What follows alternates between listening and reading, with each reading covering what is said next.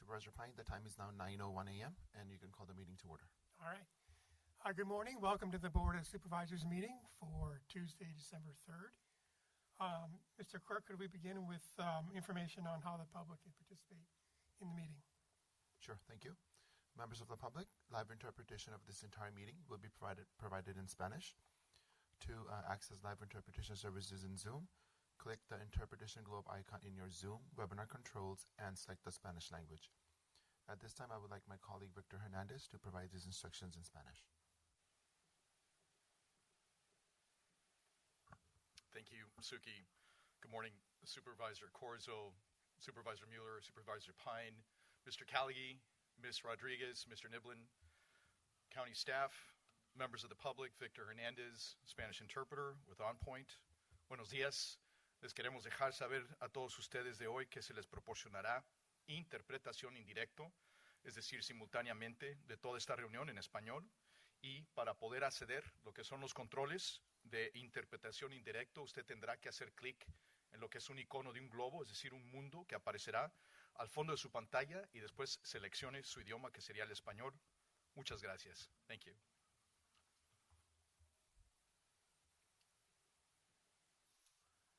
Thank you. We'll now stand for the Pledge of Allegiance.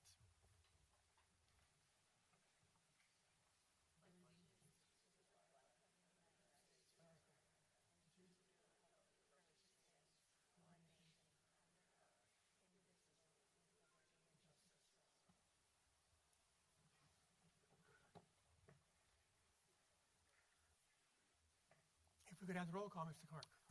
Mr. President, before we get to the roll call, I was hoping I could say a few words about Assembly Bill 2449 as it pertains to Supervisor Slocum, who's participating remotely today.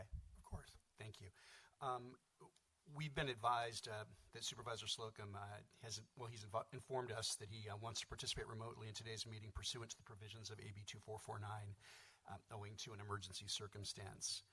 Specifically, Supervisor Slocum has indicated that there is an emergency circumstance that allows him to participate remotely as he has a medical condition that has arisen since the publication of the agenda. And I'd ask Supervisor Slocum to confirm that I've accurately described the circumstances that underlie his request to participate remotely today. Yes, thank you. That's accurate.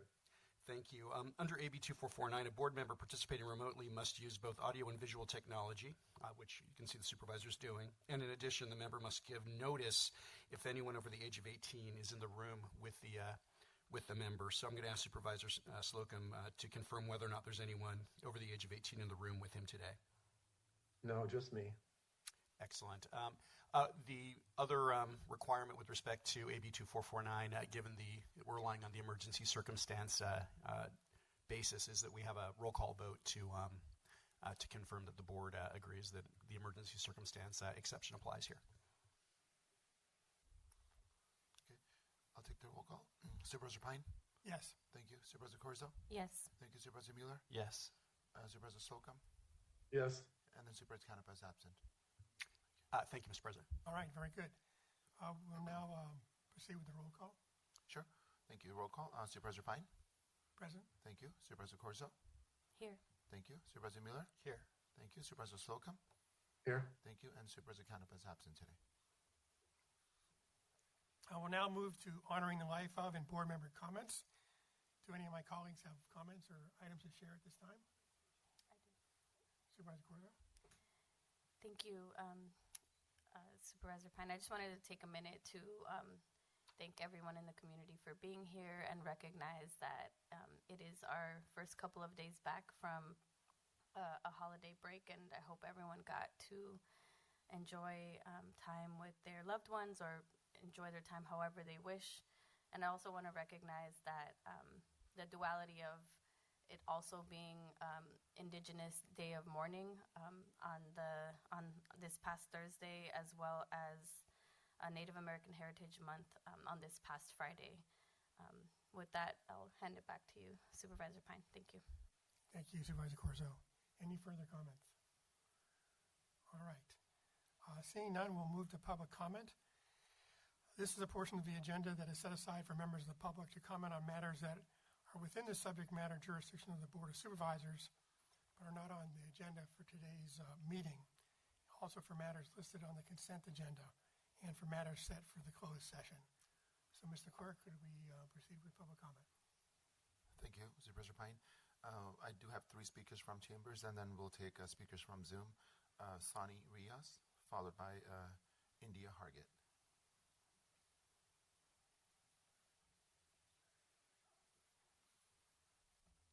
And we're allowing 1 minute per person.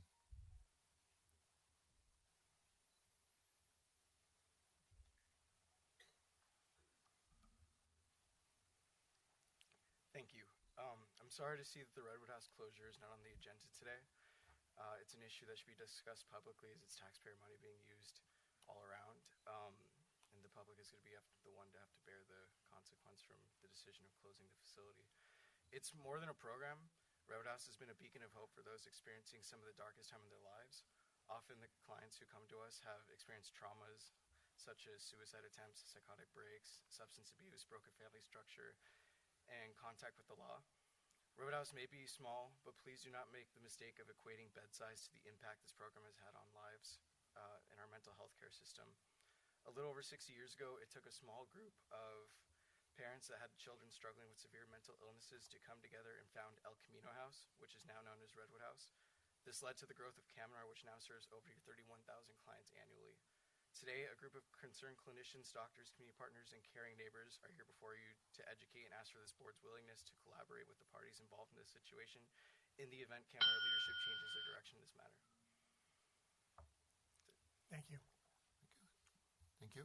India Hargit, followed by Caleb Olson.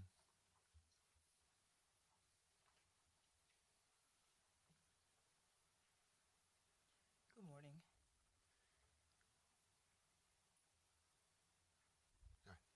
So we do not fully know what happens behind the scenes in regards to Redwood House, but what we do know is that sometimes leaders make mistakes. However, there are opportunities to fix this mistake before the year ends, and the situation may seem small in scope, but it's the small steps we take in the right direction that, bring significance to the bigger picture. The county's shared Vision 2025 is the bigger picture. Allowing Redwood House to close would be a downturn in the desired outcomes of ensuring healthy residents and fostering a collaborative community. Quote, San Mateo County has a long and successful history of collaboration. Many voices contribute to better decisions. I truly hope this board, as well as Caminar board, listens to the voices of the community today. As Supervisor Corzo said in the last meeting, when giving new information and new facts, you have to analyze that. I hope this is investigated further and a recommendation can be made to extend the current contract. Thank you. Thank you. Caleb Olson.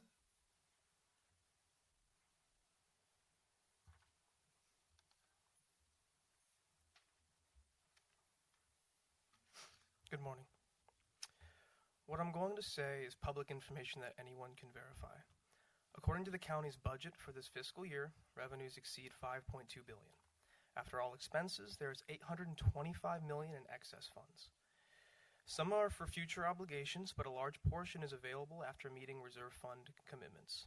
I've noticed the ability for intra-fund transfer, where money can be moved across departments as needed, which provides a great means of budgeting flexibility. If this is truly a funding issue, this county has the means to support the gaps in programs like Redwood House, as suggested by the DHCS. Unless there's something else going on that should be addressed, it seems like both parties are pointing fingers at each other as to why these negotiations have not worked, and at the end of the day, no one can force anyone to take a contract. However, the situation brings up a few questions regarding gaps in care and uncertainty of having another crisis residential. It could take years for another CTR to be developed, to find the licensing staff. So please, I'd really appreciate your guys' care on this. Thank you. Thank you.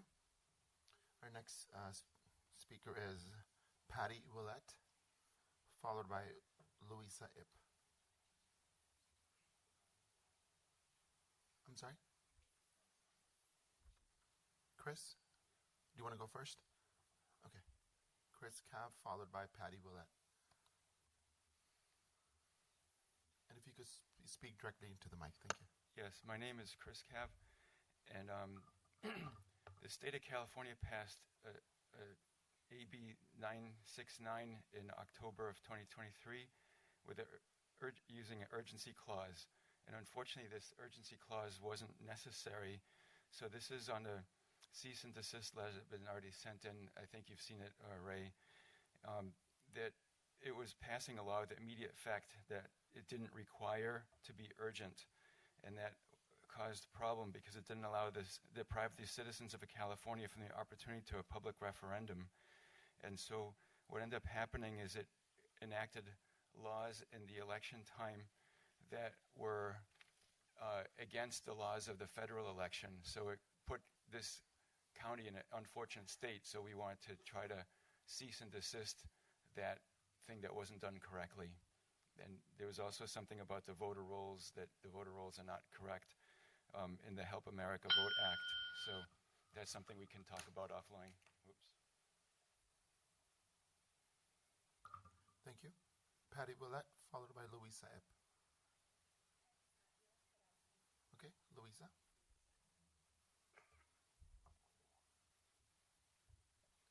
Could you move the mic closer to you? Thank you.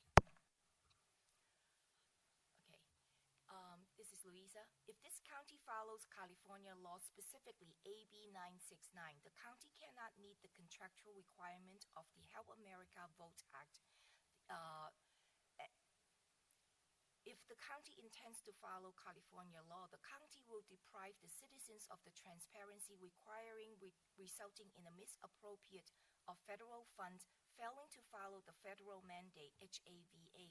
The county would have to return the HAVA funds to the government.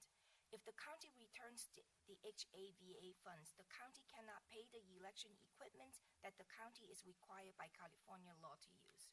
Board of Supervisors have a problem. Each of you sworn an oath to the United States Constitutions and to the Constitution of the State of California. Both constitutions guarantee citizens the right to have their vote accurately counted and to elect their representative. Your oath is not to the government, but to the constitutions and the people Thank you. Thank you. Last call for Patty Willett. I have additional speakers, but those are for item number 10, so I'll call on those names when the item 10 is discussed later on. So, Madam Clerk, please proceed with the Zoom comments.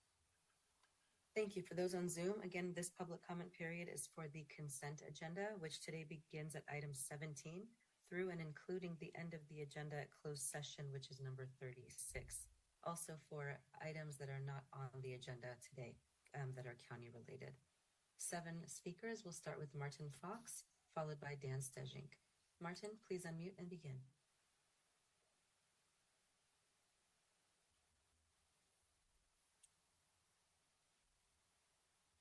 Martin Fox?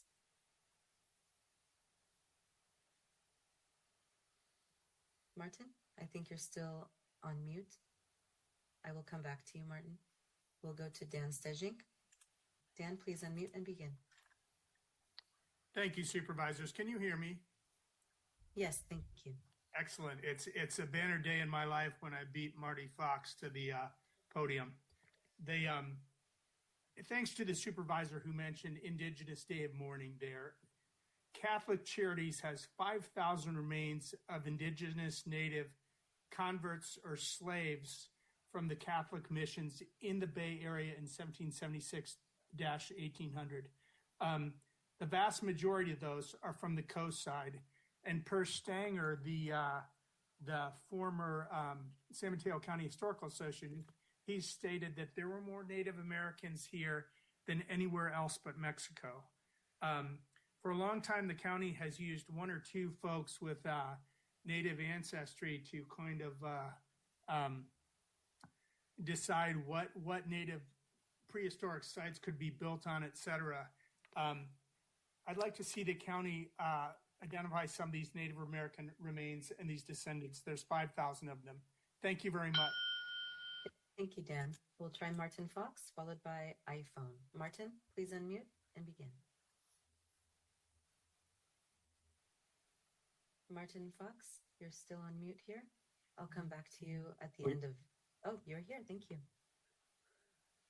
Please place a resolution authorizing the implementation of Senate Bill 43 as of January 1st on the next board meeting agenda and extend care court's ability to help persons living with schizophrenia and schizophrenia-related disorders, but include persons living with other serious mental health and substance abuse disorders. The California Hospital Association, its local affiliate Mills Peninsula Hospital, and the county's own San Mateo General Hospital should be ashamed of their emergency medical room-related fines and their support of Assembly Bill 1316 that changed the emergency room medical services law that required them to provide treatment to persons living with serious mental illness in their psychiatric emergency services rooms.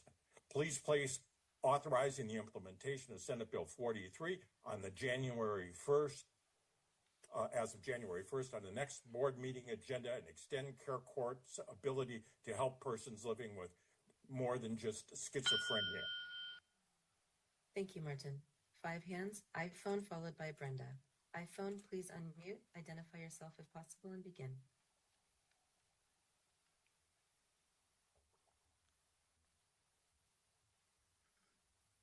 iPhone, if you can unmute yourself, please.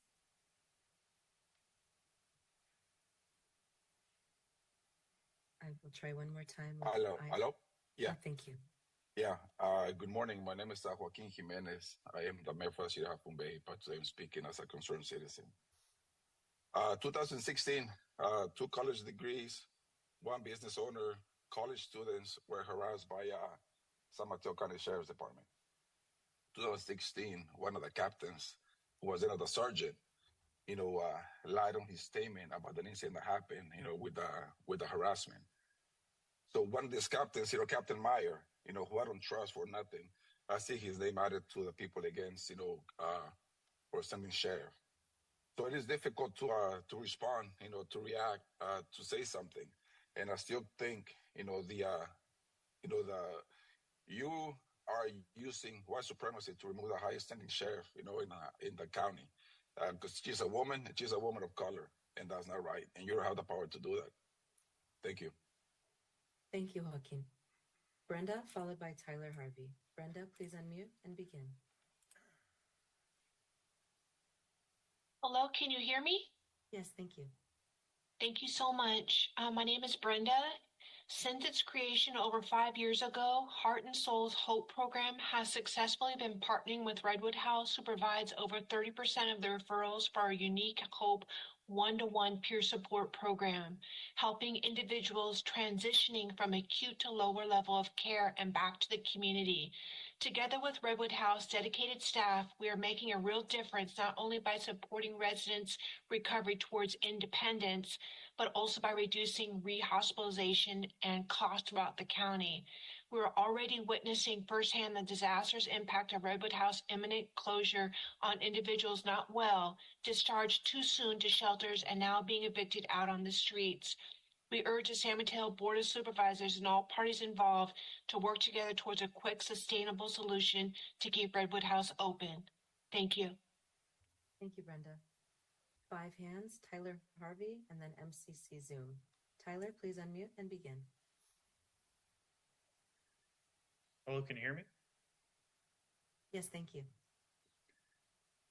I'm calling in in order to try to defend the necessity of continuing to fund Redwood House. I think it's important to understand some of the underlying data surrounding this. For those that have been hospitalized for a mental health reason, there is a 100% increase in the chance that they will attempt to kill themselves within the next 3 months.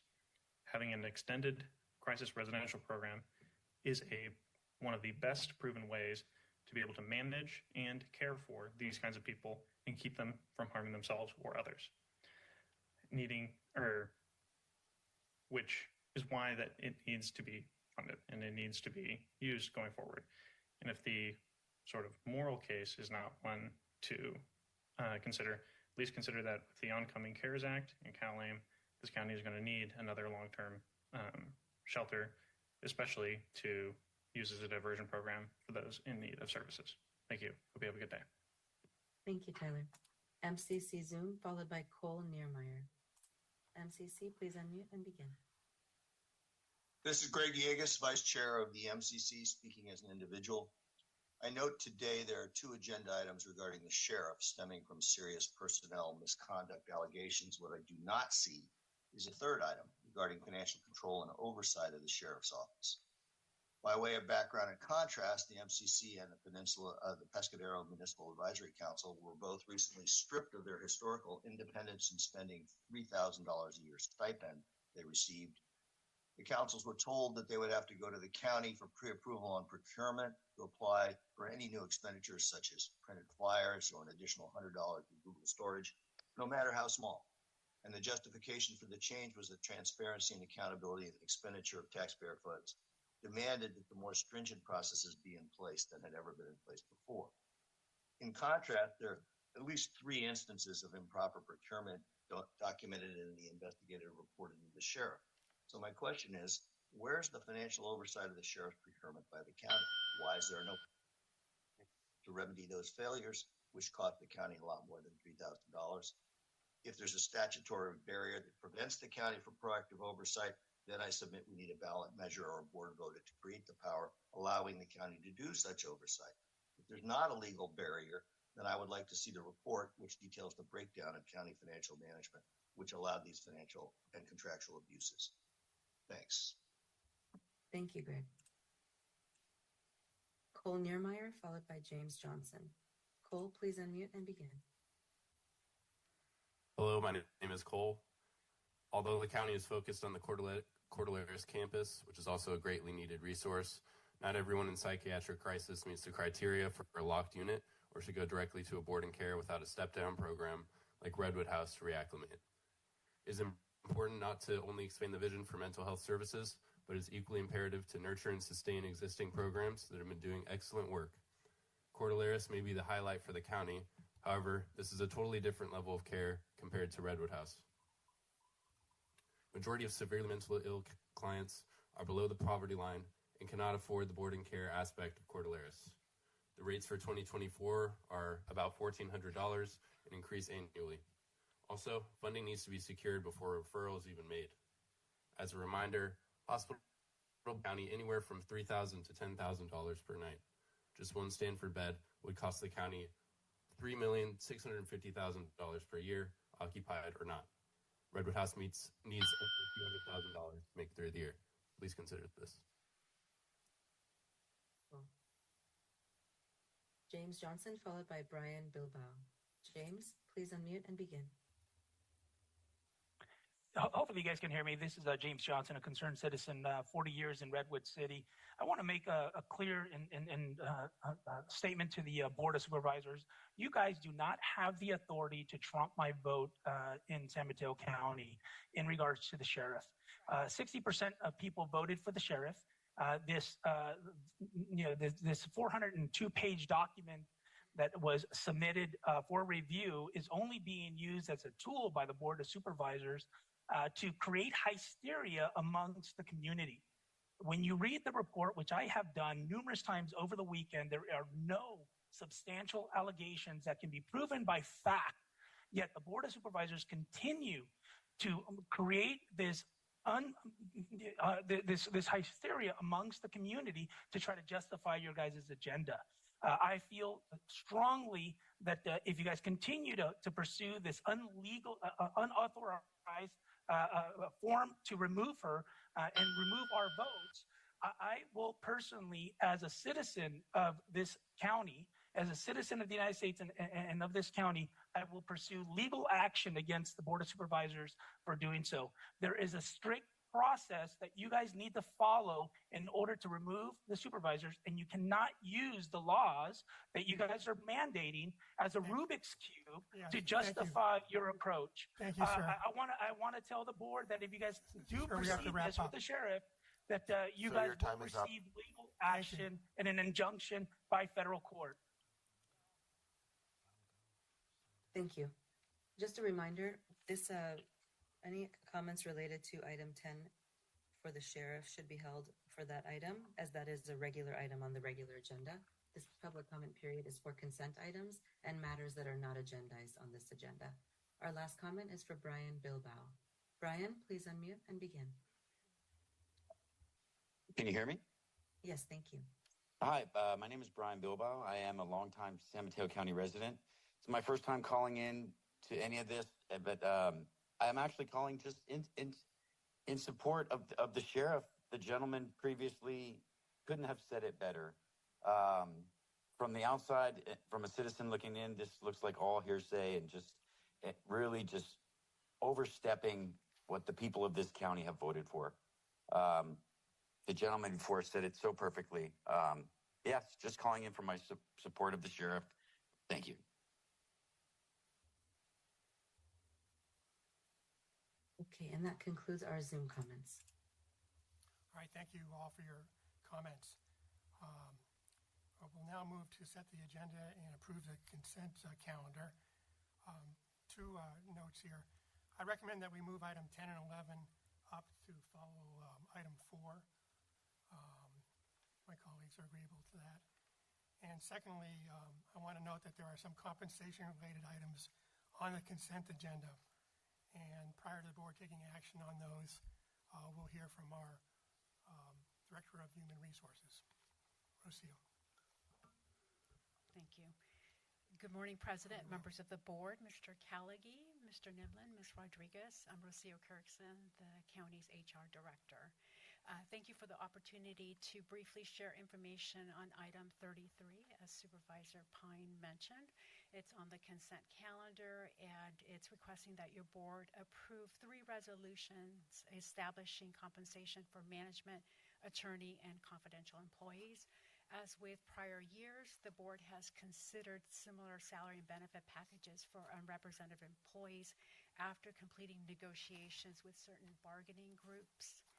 With the recent completion of ASME and SEIU negotiations, which the agreements are also on your consent calendar, we are also recommending salary and benefit adjustments for our unrepresented employees.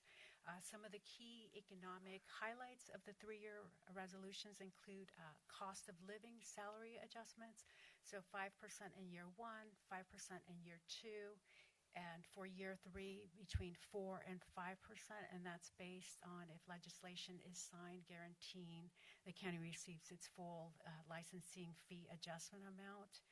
We also are adding Cesar Chavez Day, 2 wellness days, and continuing winter recess. We've increased employer contribution to the Aetna HMO plan, as well as added $59 per month for employees who use toward county healthcare premiums. We have an additional hour of management administrative time off for management and attorney classifications. And lastly, we are making equity adjustments. The last time that management employee salaries were adjusted based on equities or after conducting a salary survey was over 15 years ago. So it was time to reevaluate that.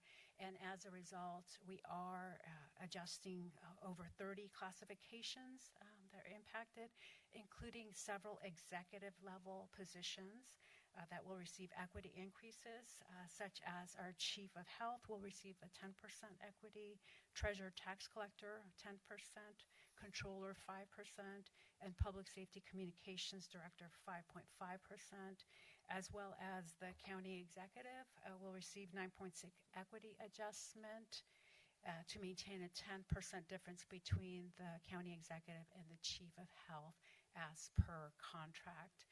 These resolutions are in alignment with county negotiation goals of fiscal sustainability, equity, consistency with other bargaining units, and competitiveness with the market. Thank you so much. Thank you for that information. At this time, I'll make a motion to set the agenda and approve the consent items, moving item 10 and 11 to follow item 4. If I could have a second. I'll second it. Seconded by Mueller. A roll call vote, please. Sure. Thank you. Supervisor Pine? Yes. Supervisor Corzo? Yes. Supervisor Mueller? Yes. Supervisor Slocum? Yes. Thank you. Motion passes with Supervisor Canepa being absent. All right, very good. We now move to presentations and awards. We start with item 1, which is to honor Gina Russell as Employee of the Month for December 2024.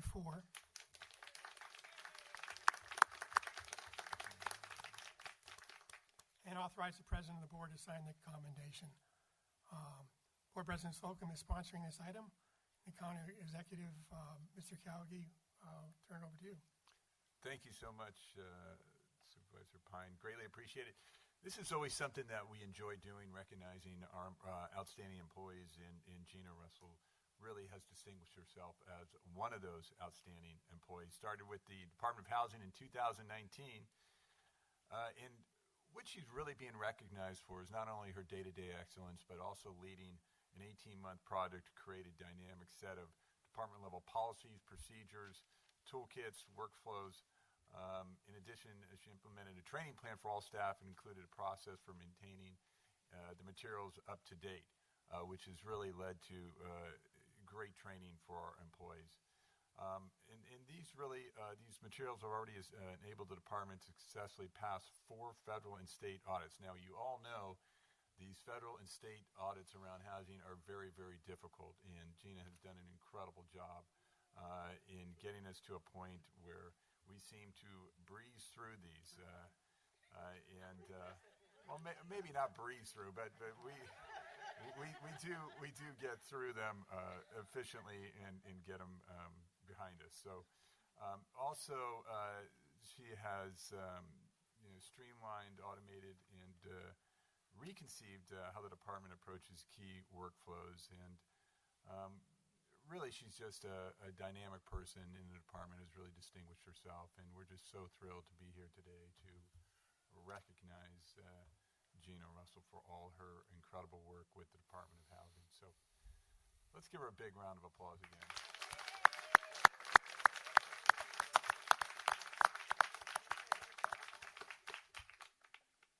Thank you, Mr. Calgi, and congratulations again, Gina. Any comments from my colleagues? Supervisor Corzo? Just want to personally thank you for all of the work that you've done, and you have a huge showing of support here. Explains a lot of the people in the room, which is great.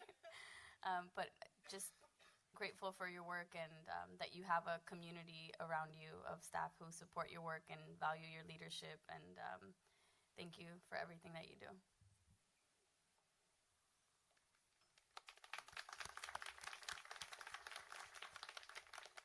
I'll ask the clerk for public comment. Thank you. No comments from chambers, but I don't know if the Director of Housing wants to speak.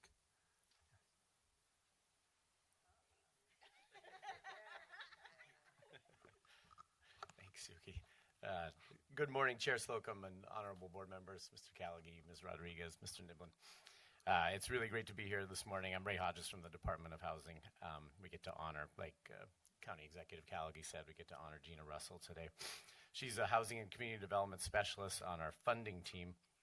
I believe yesterday was actually Gina's 5-year anniversary at the department. She's become one of our most senior and most knowledgeable staff members, really, really valuable to the department. You heard about Gina's recent accomplishments, leading an effort to update department-wide policies and procedures that had fallen out of date during the COVID pandemic. It was a great accomplishment. But that work really requires a special kind of person who can give great attention to detail, but can also motivate team members by simultaneously being caring, understanding, and knowledgeable, but also able to push people, but really in the most positive kind of ways. And Gina is really all of these things. Her problem-solving skills and her can-do and cheerful attitude serve the department well. She's worn several hats, and the policies and procedures work is just one example of her accomplishments at DOH. She was a critical resource during COVID. She pivoted from what was her portfolio of work at the time and quickly assisted with some of our first state home key applications. She also managed our $23 million in state and federal CV funds that came to us for housing purposes. And she's our department's liaison with the Human Services Agency and worked closely with our partners there to secure funding for the home key shelters that we got some awards for. And in addition to her programmatic accomplishments, Gina takes time to mentor new staff and make new staff who come to the department feel welcome when they arrive. She's really an irreplaceable member of the DOH team. I wish we could clone Gina, but we can't. But while we award tens of millions of dollars to wonderful projects and programs every year, we know that people like Gina are the county's greatest asset for serving the public with kindness and integrity every day. We're really thankful to have Gina as a part of our team today. Thank you, Gina. And I think, are you going to say a couple words? Let me finish off with public comment, and then we'll take no additional comments from chambers. Madam Clerk, could you check on Zoom? Sure. Public on Zoom, please click raise hand to comment for item 1, honoring Gina Russell as the Employee of the Month. No hands raised. Okay, before we hear from Gina, let's take a motion to approve the commendation. I'll move. Second. Motion made by Mueller, seconded by Corzo. Roll call vote. Sure. Supervisor Pine? Yes. Thank you. Supervisor Corzo? Yes. Supervisor Mueller? Yes. And Supervisor Slocum? Yes. Thank you. Motion passes with Supervisor Canada being absent. Okay, well, if you join me, we'll present this certificate. Yes, please join us if you'd like to say a few words. I just have a few words really quickly. I want to thank you for acknowledging me as the Employee of the Month, for my contribution, and I couldn't have achieved it without such a fantastic team of people that I work with at the Department of Housing. Thank you so much. All right, Gina, we have your certificate.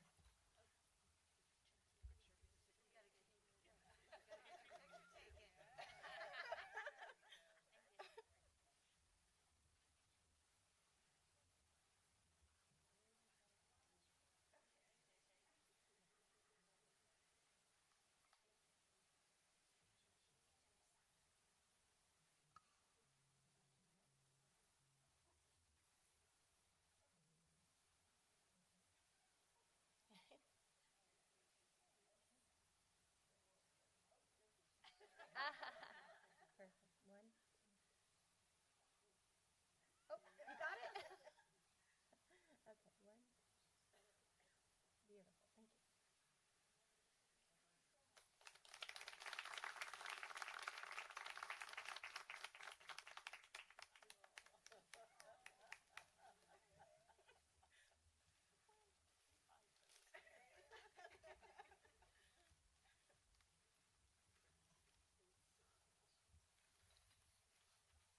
Our next item is to present and approve the STAR Employee Suggestion Innovation Challenge Awards.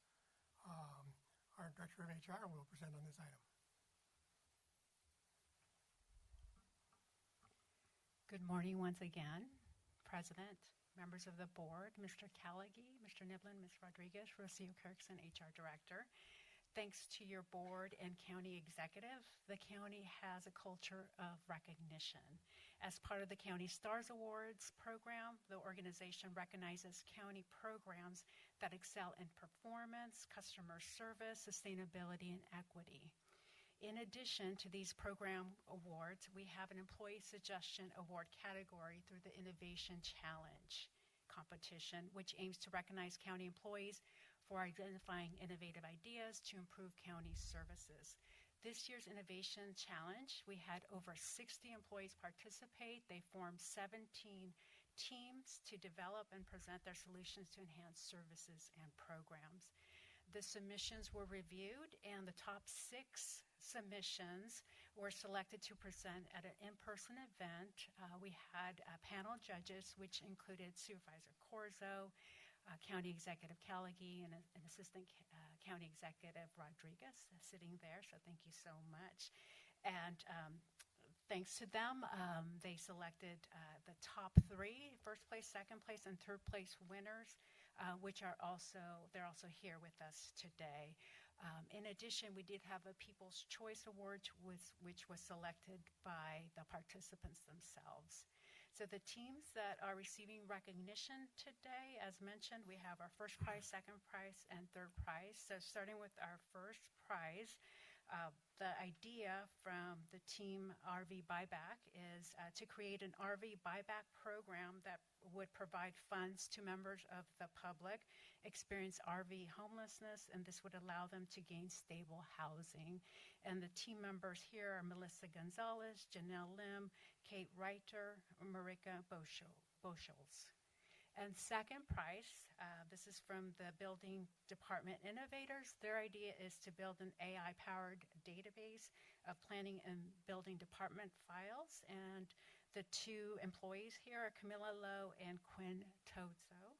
And our third prize, which is also the People's Choice Award, I should mention, is Pause for Stability. And their idea is to create a pet foster program that allows clients, primarily from behavioral health, to focus on their recovery without worrying about their pet's well-being.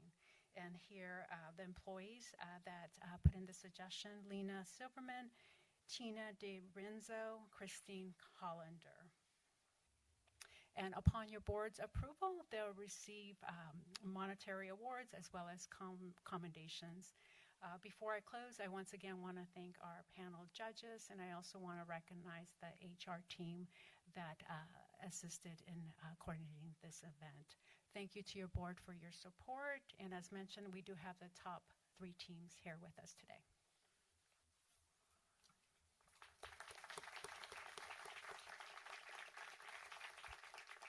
Thank you, Rocio. Supervisor Corzo, do you have a comment? Yes, I just wanted to congratulate the winners and everyone that participated. It was really inspiring to be a judge for the Star Challenge Awards. It was my first time, so I was really in awe of the time that every team put into not just vetting their projects, but also thinking through all of the ways that not only could the public and staff benefit, but also, fiscal responsibility and like all these other aspects of it. They were really innovative ideas, and if you know me, you know I don't like to. If we can do it all, we should. That's a core belief of mine. So I just want to thank everyone who participated for their commitment to the work and for taking their spare time off the clock to like work on these projects, and just the commitment that it demonstrates and the creative thinking. So just want to encourage people to continue to think about how we can level up our work here at the county, and just super grateful for all the time everyone invested.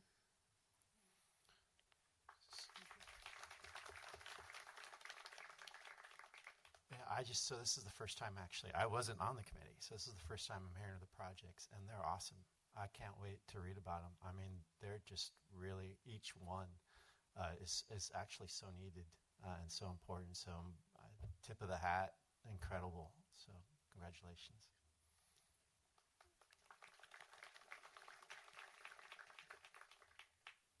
All right, let's see if we have any public comment. Thank you, Supervisor Pine. No speakers from chambers, so Madam Clerk, please proceed. On Zoom, please click Raise Hand to comment for item 2 for the Stars and Innovation Challenge Awards. No hands raised. All right, if I could have a motion to approve the item. So moved. A second. A motion by Corzo, second by Mueller. Roll call vote. Sure, Supervisor Pine? Yes. Thank you, Supervisor Corzo? Yes. Supervisor Mueller? Yes. Supervisor Slocum? Yes. Thank you. Motion passes with Supervisor Canepa being absent. All right, well, if you all can come forward, we'll present you with your commendations.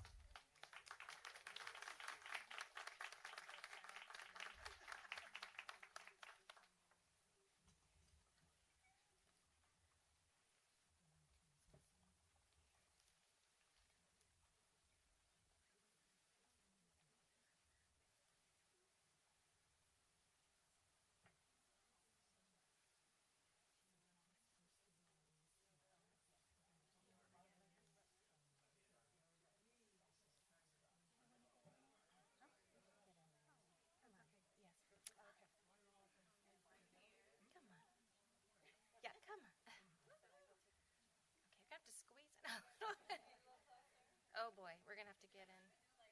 Yeah, yeah. Let's say petite. Oh, we're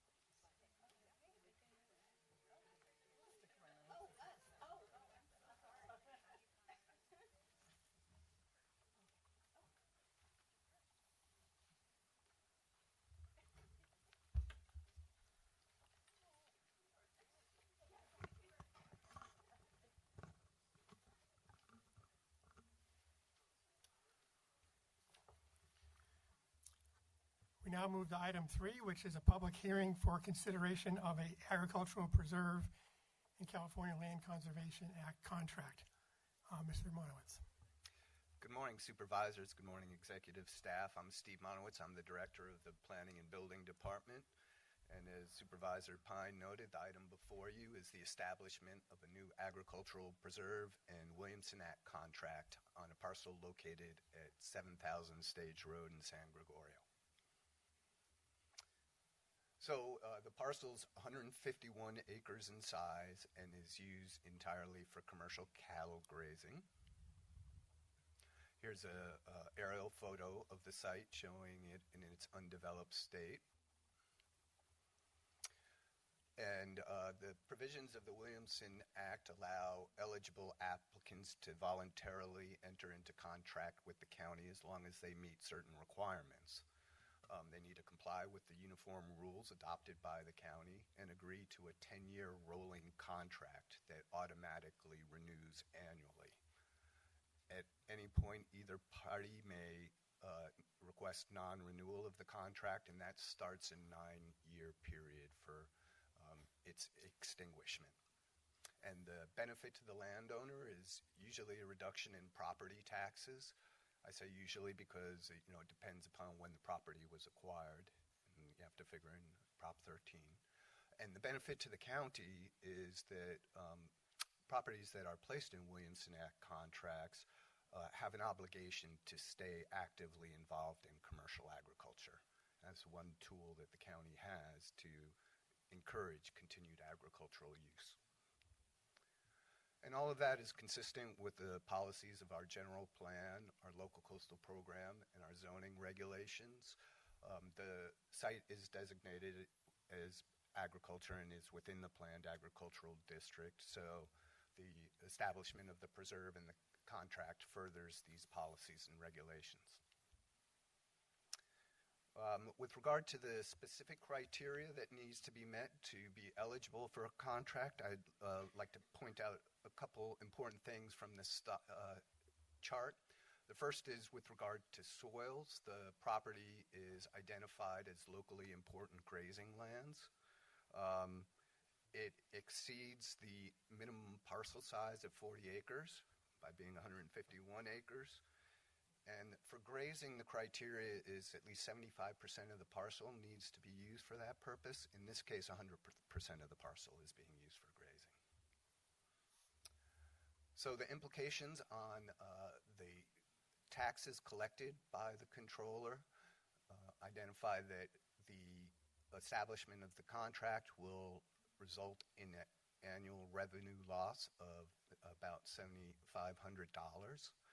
I'd note that it's fairly rare for the county to enter into new contracts. We've been in the process of reviewing all existing contracts, and the rate of non-renewal far exceeds the establishment of new contracts, so the fiscal impact is more on the positive side. Establishments of Williamson Act contracts are exempt from CEQA. And this contract was reviewed by both the Ag Advisory Committee as well as the Planning Commission. Both bodies recommended approval of the contract.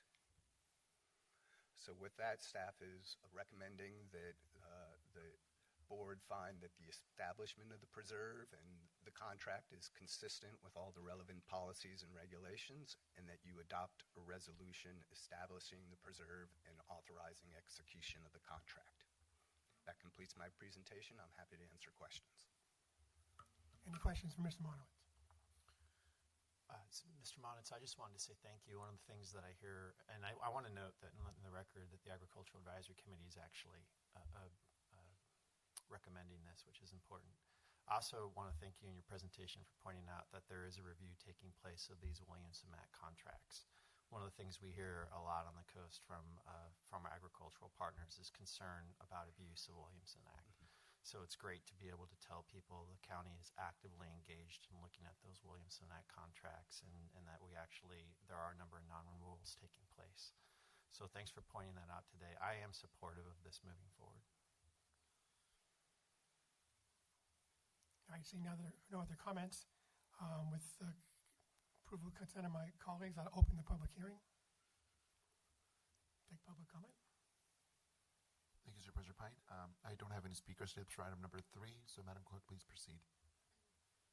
Public on Zoom, public hearing open for item number 3, establishing an agricultural preserve, Williamson Act contract for 7,000 Stage Road.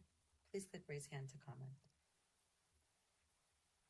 Final call, public comment, item 3. No hands raised. All right then, with the consent of my colleagues, I will close the public hearing. And unless there are any further questions or comments, we can take a motion. I'll go ahead and move the item. Second. Motion by Mueller, second by Corso. Roll call vote. Sure. Supervisor Pine? Yes. Thank you. Supervisor Corso? Yes. Supervisor Mueller? Yes. And Supervisor Slocum? Yes. Thank you. Motion passes with Supervisor Canepa being absent. We move to item 4, which is an introduction of an ordinance amending the Environmental Health Services fee schedule.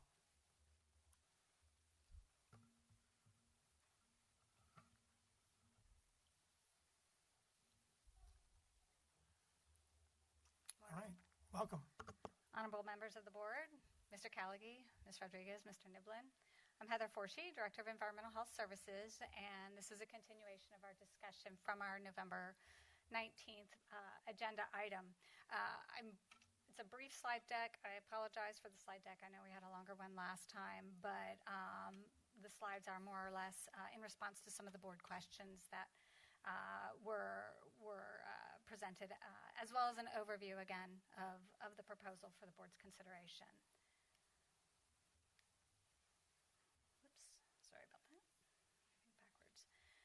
Prior to the fee increase in July of 2023, the last fee increase was August of 2017, which the board had approved in 2015.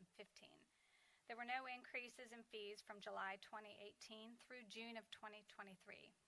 In fact, during the pandemic, using the American Rescue Plan Act funding, the board provided fee credits and grants for many businesses totaling almost $7 million, which offset permit costs and fee increases for businesses directly impacted by the pandemic.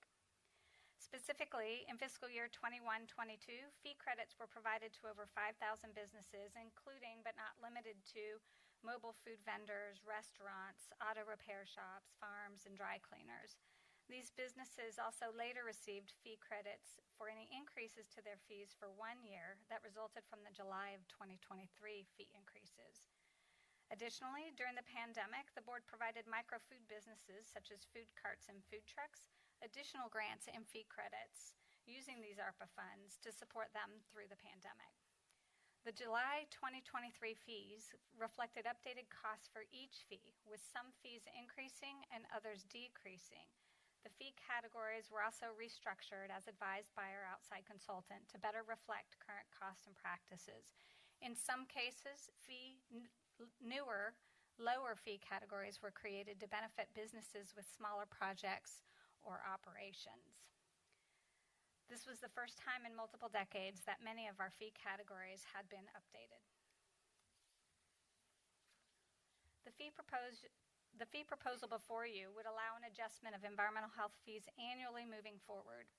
The goal for smaller annual increases is to decrease the larger, though less frequent, percent increases necessary to align with costs moving forward. $311 an hour is necessary for full cost recovery this fiscal year. To reduce the impact of a needed 25% increase in fees this fiscal year, this proposal is for a smaller increase January of 2025 and a larger increase in January of 2026, effectively smoothing fee increases over 2 years. The first year would see an increase in the hourly rate from the current $249 to $286. The cost recovery versus budgeted expenses would increase from the current 80% to 86% by the end of fiscal year 24-25. Fees for January of 2026 will increase the hourly rate from $286 to $311 plus the Consumer Price Index for fiscal year 24-25 and the most current cost of living adjustment in place as of January 1 of 2026. The cost recovery versus expenses would increase from 86 to 90% by the end of fiscal year 25-26. All subsequent years' fees would be adjusted in January and would incorporate the percentage change to the CPI published for the prior fiscal year for all increases except for salaries and benefits, which would now also increase by the prior calendar year's COLA. In subsequent years, fees would be increased using the CPI COLA calculation each year in January, beginning in January of 2027, unless fees are otherwise approved by the board. Using the CPI COLA methodology for annual increases will not keep up with actual cost increases. EHS will return to the board every 2 to 4 years to realign fees to actual costs after performing a thorough study of fees and reviewing the methodology with the county executive's office. The subsidy proposed to smooth fees to lessen the impact to businesses would be up to $2.22 million in fiscal year 25-26 and $2.38 million in fiscal year 26-27 in order to ensure current service levels continue to be met. With that said, the subsidies required to maintain current service levels and ensure program mandates are met will increase annually as the gap grows between projected cost increases and fee revenues. Without the proposed fee increases, the subsidies for the next 2 fiscal years would increase to $4.4 million and $6.2 million, respectively. This fiscal year's subsidy is already factored into Health's budget. Subsequent proposed subsidies will be discussed with the county exec's office during the next budget development cycle and would come back as part of the budget process. This includes my presentation, and I'm happy to answer any questions that you may have. Thank you for your presentation. Questions? In our last meeting, I asked for a document on the prior years, and my staff reported to me we never received any further info in the interim time period. I sent the emails out last week to all board members, and the document that was requested by you and other members of the board was part of that packet. The fees were in the ordinance that was passed by the board in October of 2022. Okay. Let's go ahead and take public comment, Mr. Clerk. Thank you, Supervisor Pine. I don't have any speakerships for this item, so Madam Clerk, please proceed. Public comment in Zoom open for item 4 for amending the Environmental Health Services fee schedule. Please click raise hand to comment. No hands raised. Supervisor Corzo? I personally would like to say that, this is the second time I think we've received this presentation, and while, again, as I said previously, it's a difficult choice and vote to take to increase fees, it is essentially required so that we don't have these subsidies being paid for essentially or paid for by like public tax dollars when we have staff time that is calculated appropriately. So I'd like to motion to approve this ordinance. Thank you. Can we have a second, please? Just to be clear, the motion is to introduce the ordinance. I believe To it was. introduce ordinance, Thank you. yes. Thank you. I'll second the motion. Roll call vote. Sure, I'll take the roll call. Supervisor Pine? Yes. Thank you. Supervisor Corzo? Yes. Supervisor Mueller? I'm going to abstain because I want to do more policy work in terms of going into which fees are raised in the future and which aren't. Sure, thank you. Supervisor Slocum? Yes. Thank you. Motion passes with 3 supervisors casting a yea vote, and then 1 supervisor abstaining, and then 1 supervisor absent, which is Supervisor Canepa.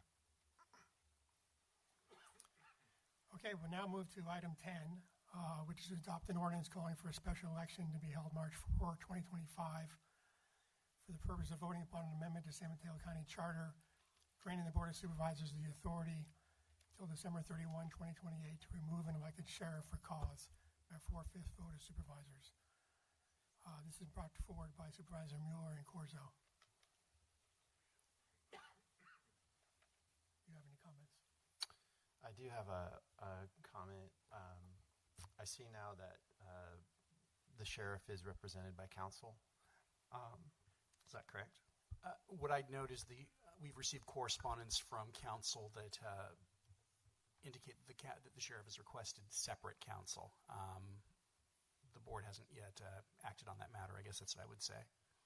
Okay, well, to the extent the sheriff is indicating she has counsel, the last time she appeared before this board, she indicated that she would consider testifying before the board once she had counsel.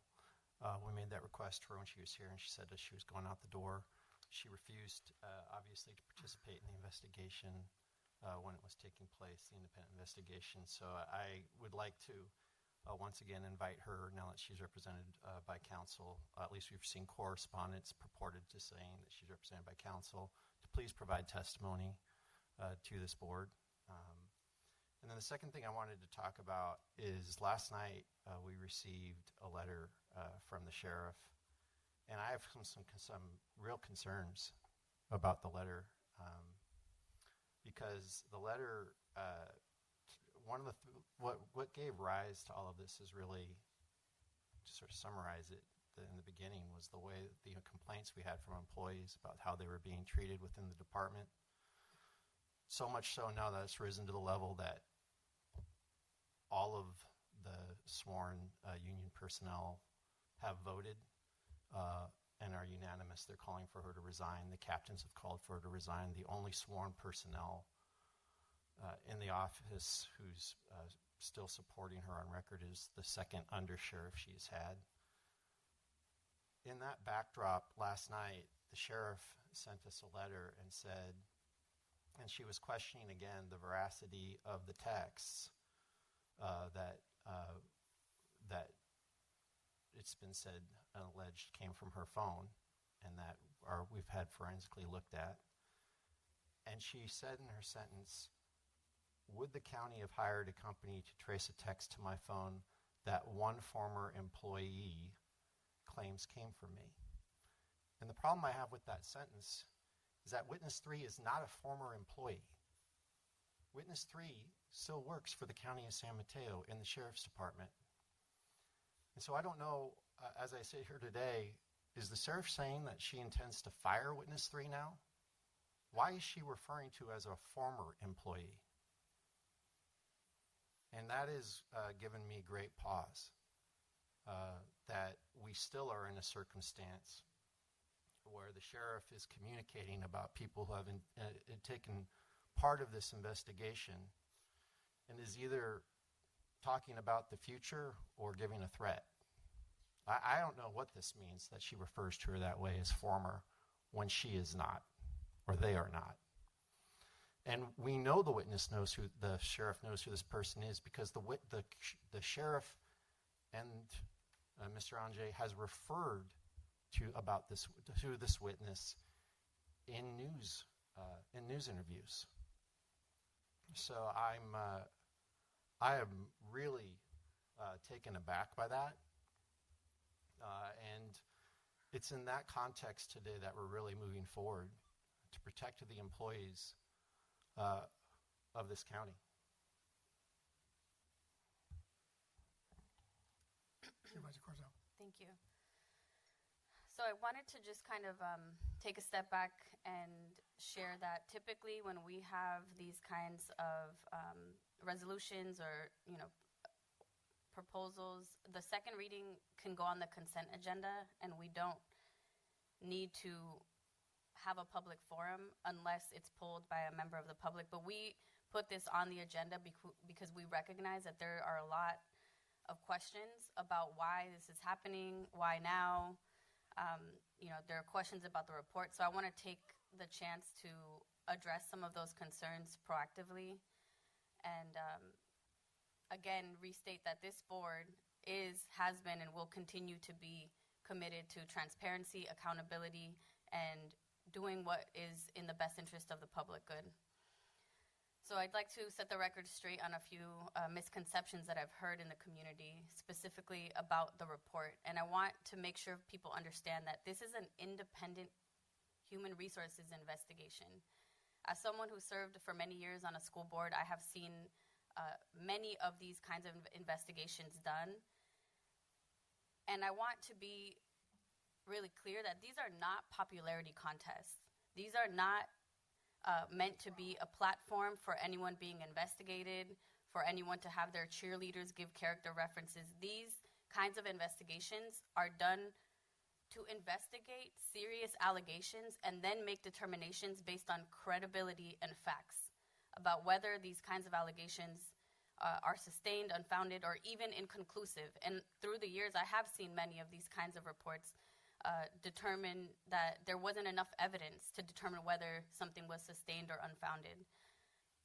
And even, as a school board member, I've seen these kinds of investigations come back as inconclusive when, personally, I thought that the allegations were credible and that the complainants were credible. But that's not the case here. I have never, in my 7 years as an elected official, seen an investigation, first of all, that has 15 allegations that are being investigated.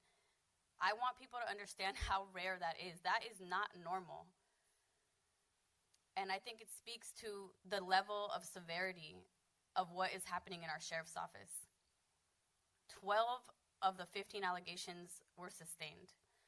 And I also want to explain to the public that these kinds of investigations are not necessarily required to be done by a former judge like we had in this report. This, reputable independent investigators do not have to be former judges. They are not courtrooms. They are not required or even is it normal to have complainants under oath, because they're not courtrooms. So I want people to understand that. I also want to say that, if this matter does make it into a court of law, I am really confident that anyone who lies under oath can and will face consequences for not telling the truth. And in this case, I believe that is our sheriff. She has used many tactics that are greatly questionable. Tactics that we see around delaying, denying, deflecting, loudly, publicly, in front of the cameras. Because someone is loud does not make them righteous or does not make them truthful. And I want the community to know that. We have many civil employees, most of who are women, all of who are women, the complainants in the report who were interviewed. And they are not represented by a union. They are not represented or protected by unions. And they are extremely vulnerable to this day because of the conditions that they have had to work under. Earlier today, we saw many, many of our county employees being celebrated, being respected for their work. And we have those kinds of employees in the sheriff's office who, just because of the mere willpower they have for their families, for our community, have endured treatment that no one should have to work under. So I want to take a second now to also address some other questions that I've heard in the community. Does this charter amendment being placed on the ballot take away the power from the voters? And I want to be very clear, no, it does not. This is going to be in front of the voters. The voters will inform themselves and they will make educated votes. And why now? Because this matter continues to harm people in the sheriff's office. What we are seeing has never happened before. And we cannot delay. We can't. The people of the county of San Mateo will decide for themselves if they want to pass this charter amendment, and they will do so just like they would in any election. They will be presented with facts, they will come to their own conclusions, and it is up to the community to educate themselves and for us as a board and us as a community to make sure that we understand really what's happening here. And I've also heard, that we should wait for a recall. And while a recall is the right of the voters, I want to again reiterate that a recall is really a huge lift for community, especially a countywide recall. About 46 signatures would be required to even place something on the ballot for a recall to be put on the ballot at all. And what we see here is, continued violations of county policy, continued harm to sheriff's office employees, and honestly, even I would say every county employee and every county resident is being impacted by this. This is not something that anyone would ever choose to be subjected to, but it is our responsibility as a board to offer the community solutions, and that is what we're doing here today by taking this vote. One more thing I want to address, why is this board, there have been questions about why this board never took any similar action for previous sheriffs, and I said this last time and I will say it again. I was not on this board for any previous decisions. I don't know the facts of any decisions that were made. That is not my responsibility. My responsibility as a county supervisor is to make decisions right now for the matters before us, and that is what we're doing. And I want to also just recognize that I had, and I still have, criticisms about former sheriffs in this county, and that is a huge part of why I supported Sheriff Corpus to be our sheriff in this county. I will say again that our sheriff has proven to be a sheriff that we cannot trust, and so what the board that we will take, the vote that we will take will be based on facts, and again, with a commitment to transparency, accountability, and doing what is right for the public good. We cannot sit here and do nothing. And I refuse now and always to, look past what I believe to be corruption. And in terms of due process, I want it to be very clear that the sheriff had an opportunity to participate in the investigation and chose not to. The sheriff has been invited by this board to come before this board to have a conversation, and she has chosen not to. The sheriff went in front of cameras and said that she was disappointed that I didn't speak to her. And then when I did, she shared a voicemail for the media that was, I'm sorry, not threatening at all.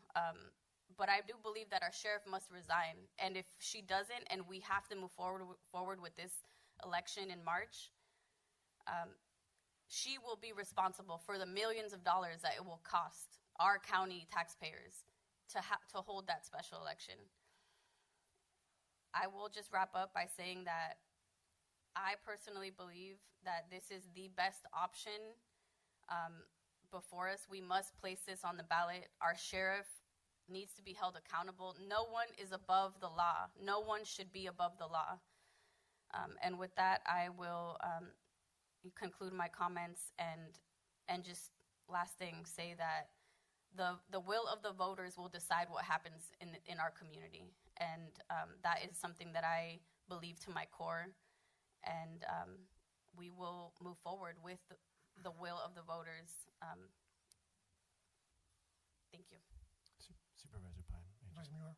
So first, Supervisor Corzo, you said 46 signatures. I think you meant 46,000? Yes. Okay. And then secondly, there was just a couple of things that I just wanted to add. There have been, I saw a text from a reporter, I think, and it's been put out into the world that it's somehow known that all of the witnesses in the report were former Sheriff Bolanos supporters in the campaign. That is absolutely false. The reporter who put that out there should retract that. Some of the people in this report, these witnesses, were some of the Sheriff Corpus's most ardent supporters during her campaign. It's just false. I don't know how that could even be reported. The second thing that I wanted to share is with respect to the recall, and County Council, if you could verify this. if a recall was initiated in hypothetically in early December, if the county were to take its full time, that if the elections office were to take its full time that it's statutorily allowed to verify signatures, and if the full time was necessary to gather signatures, that may push the election date into 2026. That's true. I think the earliest a recall could feasibly take place would be November of 2025. Probably more likely it would be April of 2026. Right. So for it to take place in November 2025, hypothetically, that would mean all the signatures were gathered in an earlier amount of time than statutorily allowed, and also the verification of those signatures would happen faster than statutorily allowed. A lot of things would have to fall into place optimally in order for November 2025 to happen. So I want people to understand that the circumstances and the working conditions that we're hearing from our employees resoundingly in the sheriff's office that exist today, absent this charter amendment process, that they would be in those working conditions possibly until 2026. So you have that effect on employees that we're concerned about as supervisors. But not only that, I want everyone to think about what the effect of that is in terms of our readiness for a public safety event. What does that dysfunction mean if we were to have a major public safety event in this county during that interim time period? We can't take that risk. That's how I feel about it, looking this as a supervisor today. I'm going to, I feel like this is why we have to put this in front of the voters. Look at all of the circumstances and use your best choice. That's all we can do is present you with the evidence we've been presented with, share with you the concerns that we have about it, and ask you, the voter, what you think should be done.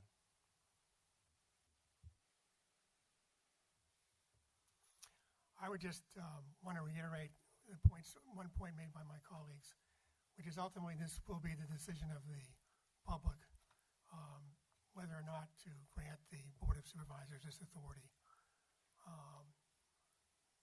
The public will have the opportunity to assess all the facts and circumstances and consider whether this is a power it wants to grant to us. So in that regard, I think it's fair to the public. Supervisor Slocum, would you have any comment? Yes, thank you. Thank you, Mr. Pine. Obviously, this is a very difficult position that we're in. It's a difficult vote that we are about to undertake. I think it's unprecedented in the county's history.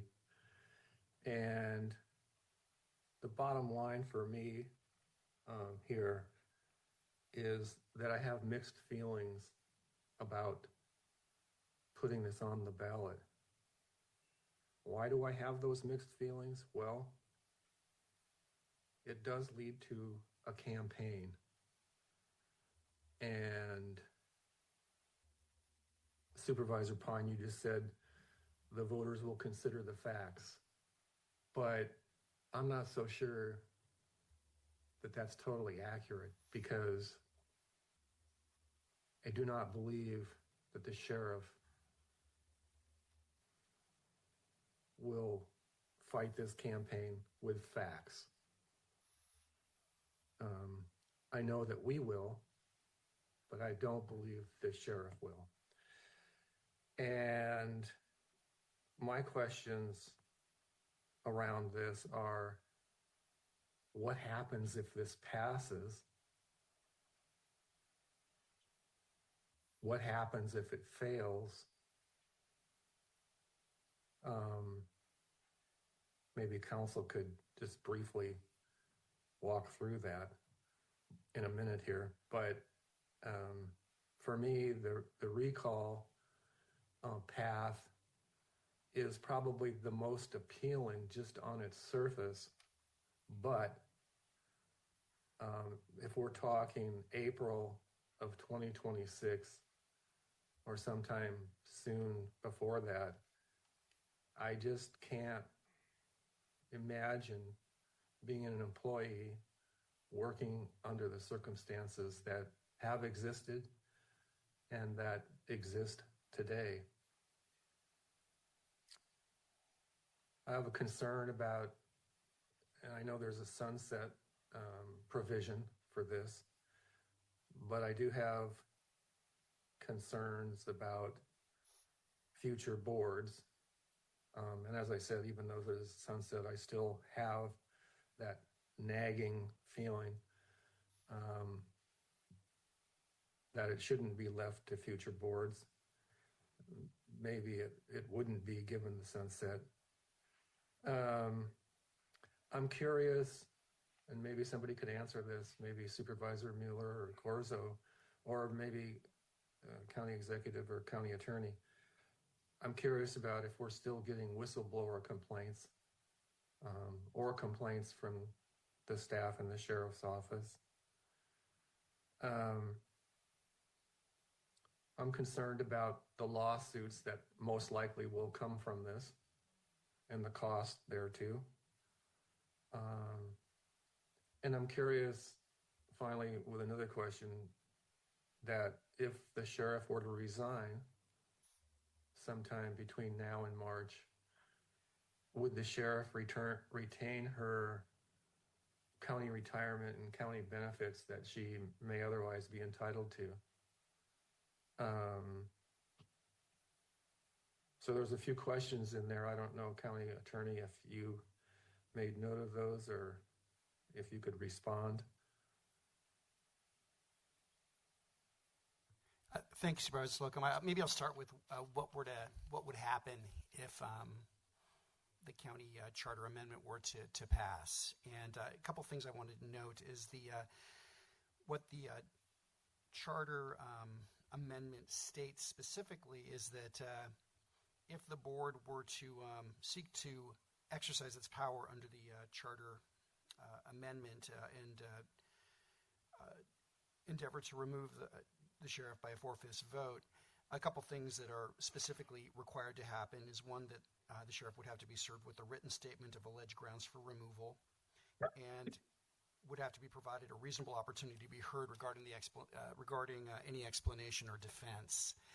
The charter amendment also provides that the Board of Supervisors may provide for procedures by which a removal proceeding pursuant to the charter would be conducted. So I would anticipate that the board would have a meeting at which the board would establish procedures and that written notice, a written statement of alleged grounds for removal would be provided, and then there'd be an opportunity for a hearing at which the sheriff would have the opportunity to offer explanation or defense. That's what the charter amendment sets forth. So that's what would happen procedurally if this charter amendment were to pass. Could I stop you there for just a moment and thank you for that thorough explanation? I'm curious, the part about the sheriff has a chance to come forward and respond. When in your best thinking might that take place, assuming we approve this item 10? Again, I anticipate that would occur pursuant to the charter. That would occur at some point after the March election date, at a point after the Board of Supervisors has served a written statement of alleged grounds for removal. So we'd be talking about some point after the election in March. And there would be, I know this may be off base, but there would be no way to get that testimony into the record ahead of the election. Well, there's nothing that would stop that kind of a conversation from taking place if the parties were inclined to do that. But again, the specific process set forth in the charter contemplates written notice, then a response or an opportunity to be heard with respect to the written notice. So, but again, nothing to stop a conversation taking place in a different on a different track if the parties were inclined to have that kind of a conversation. Yeah, my question is based on Supervisor Mueller's invitation to the sheriff that now that she has counsel to come forward and appear before the board and right. testify. Absolutely. Yeah. Okay. And nothing you're Thank you. talking about doing here would foreclose that happening if again, the parties were inclined. Thank you.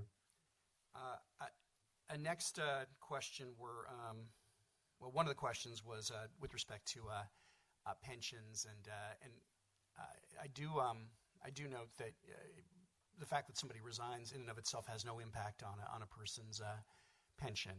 There are some provisions, in law that I believe PEPRA, Public Employee Pension Reform Act, I think included some specific provisions that noted that if somebody were convicted of certain crimes while in office, I'm not suggesting that is relevant here, but there are some provisions under PEPRA that would deprive folks of pension benefits dating from the time at which misconduct was first found to have occurred. But again, that requires a criminal conviction if I'm not misrecalling. So to go back to my primary point, resigning in of itself has no bearing on pension benefits. So just to be clear, if she resigned before the recall election, she would be entitled to her retirement, for instance, and other benefits. To my knowledge, yeah. Yes. And if this ballot measure appeared and it was approved by the voters, her benefit package would be not available to her? I don't believe that's true either. I think if she was removed, I don't think that removal in and of itself would impact her entitlement to pension benefits. So she would get her benefits in either scenario? Okay. I believe that's true, yes. Okay. Go ahead. Thank you. Next. I think the last question is whether or not we continue to get complaints. I'm a little, I'm hesitant to answer all that. That's at this point kind of HR related matters. So I frankly want to, I guess that's where I'd want to leave it, whether or not we're continuing to receive complaints.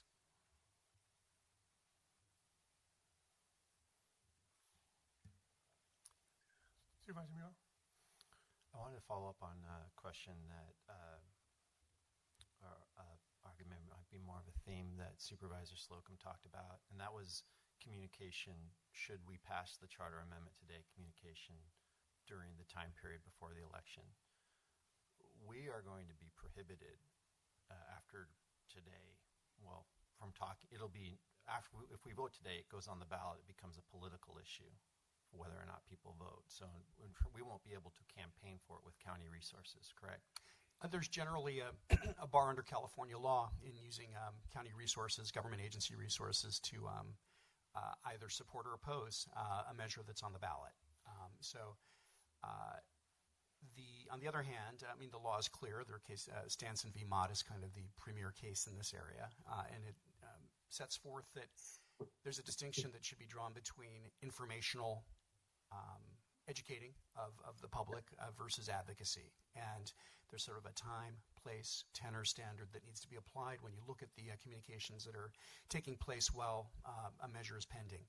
And so I guess what I'd say is we have to be very careful all around as a county, and county agencies, county departments would have to be very careful all around in terms of how they're using county resources to communicate, because while information and information sharing, educating the public is authorized, advocacy is not. So again, you've got to look closely at the tenor, the timing, etc., with respect to communications to ensure that we don't run afoul of the legal principle you were just articulating. So it's fair to say we'll spend a fair amount of time, I believe, looking at that going forward. And the sheriff similarly is prohibited? All county departments, employees are prohibited from using county resources, government agency resources for advocacy purposes. That's true. So the sheriff would be prohibited, for instance, from using a newsletter or using Nextdoor or using her letterhead to send out mass communications about the charter amendment if it was considered to be campaigning? We'd have to work very closely with the sheriff and any other county department or any other county officials, including the board, to on that same issue. The same legal standard applies. And is that a civil standard or is that a criminal standard to use county resources to campaign? It's a criminal statute. Thank you. All right, let's say other comments at this time. I've actually said a lot, Supervisor Pine, but there was one other thing I was hoping to add to the mix just for clarity if I could. Go ahead. I want to note that, as Supervisor Corzo noted, this is adoption of an ordinance. This ordinance was actually introduced at a prior meeting. This is an adoption of an ordinance to amend the charter, but those looking at the packet for today's meeting will note that there's also a resolution included with this item. There's the ordinance, and then there's a resolution. And the resolution is calling for and providing for a special election, et cetera. And just want to be clear on why we included a resolution with this and what the point and the purpose of the resolution is. And we've done this for a couple reasons. First, while the election for a charter amendment under California law, very specifically, must be called by an ordinance, the law also provides that for any special local election, the board must issue a proclamation or a resolution calling the election, and that's embedded in the election code. We did include some language in the ordinance that proclaims an election, but kind of in the spirit of belt and suspenders and making sure that we've dotted I's and crossed T's, we also prepared this resolution calling the election. Also, I want to note that a request to consolidate an election with any other potential elections occurring on March 4th, 2025 must be made by resolution. So on the off chance that there's some other thing that's going to go to the ballot in March of 2025, which I guess we'd know in a few days, we want to make sure that we're able to consolidate. And this resolution makes that request. And I just would note that Los Angeles County, which included, which as we've discussed in a prior meeting, did something very similar to what we're talking about doing here. They also included both an ordinance and a resolution for their charter amendment election, again, back in November of 2022. So, again, that's why we have the two items. All right, thank you for that additional information. Supervisor Corzo? I just wanted to, before we go to public comment, make a couple more clarifications. I want folks to understand that our sheriff right now is serving during a 6-year term. We are wrapping up year 2. There are 4 more years left before the voters would have an opportunity to vote on new leadership in the sheriff's office without an intervention like a charter amendment election or a recall. So I want to make sure folks understand that so that they can understand what the urgency is. And I also wanted to make sure people understand that votes of no confidence have been taken and statements have been made by every level of the sheriff's sworn officers, the deputy sheriffs, the sergeants, the lieutenants, the captains. That is not normal, every single level. And civilian staff, most of which who are women, all of the complainants, all of the staff, the civil staff that made allegations that were ultimately found to be sustained, are women. And so what we have in front of us is a situation where, you know, our first female sheriff has failed to protect women under, you know, in the sheriff's office. And that, you know, is something that I will not sit by and continue to watch while doing nothing. So I want to also share that, you know, we will hear right now public comment, and I expect it to be challenging, but that is what public comment is for, and we will be responsive to it. It's literally our job. So thank you. Thank you, Supervisor Corzo. All right, let's now move to public comment. Mr. Clerk. Thank you, Supervisor Pine. We'll take public comments from chambers first, and then we'll hear from Zoom. We'll start with Christopher Ulrich, followed by Mark DePola. And please speak directly into the mic, and you'll have a minute. Christopher Ulrich.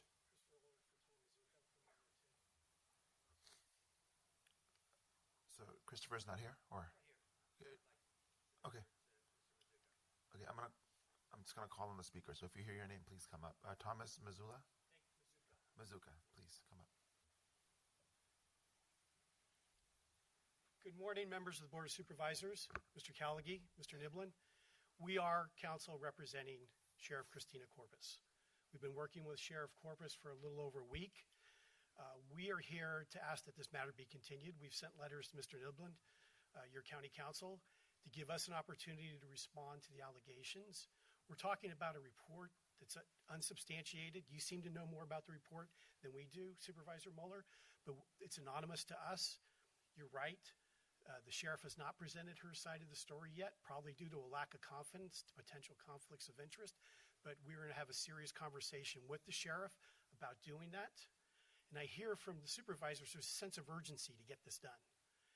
Urgency to you, the members of this board who are attorneys, is not a reason to eliminate due process or the sheriff's constitutional rights.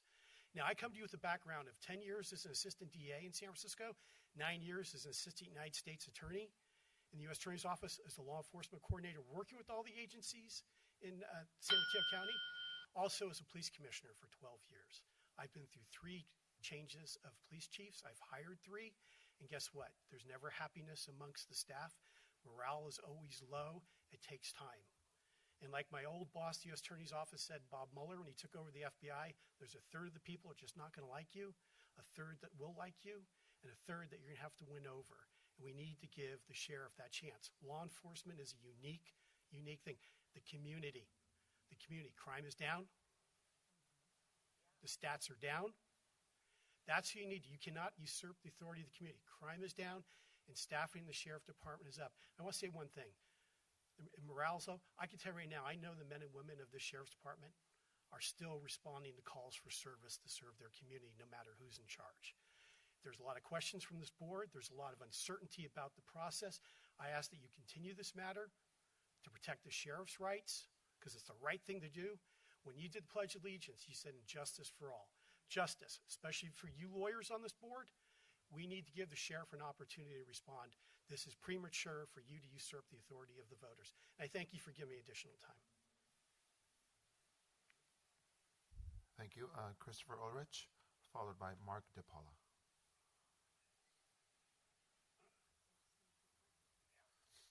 And as a reminder, through the acting chair, you have 1 minute. Thank you. Good morning. I am colleagues with Tip Mizuko and also counsel for Sheriff Christina Corpus. I echo what he says and request a delay. I know the allegations are serious, but at this point, they are just allegations. I understand it was an esteemed investigator. Many of the people she interviewed, by her own admission, were complainants. It doesn't look to us as though she really tried to verify or check against their allegations. Now, I understand we are not in a court of law, and this is a political process. We are just across the walkway, though, from the courthouse. And every day in that courthouse, allegations are made, and the person against whom those allegations are made has an opportunity to respond. I understand you offered that to Ms. Corpus previously. She now has counsel, and we are requesting that this board delay this vote and give her an opportunity to fully respond. Thank you for your time. Thank you.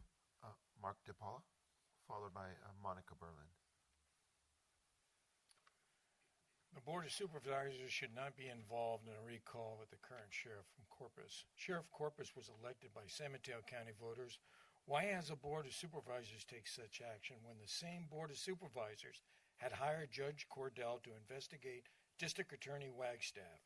District Attorney Wagstaff said he would not cooperate with Judge Cordell regarding the Batmobile case, which San Mateo County deputies went to Indiana to harass an innocent car body man on the behalf of a rich San Mateo County real estate individual. Why hasn't the Board of Supervisors asked for a recall of San Mateo County District Attorney Wagstaff?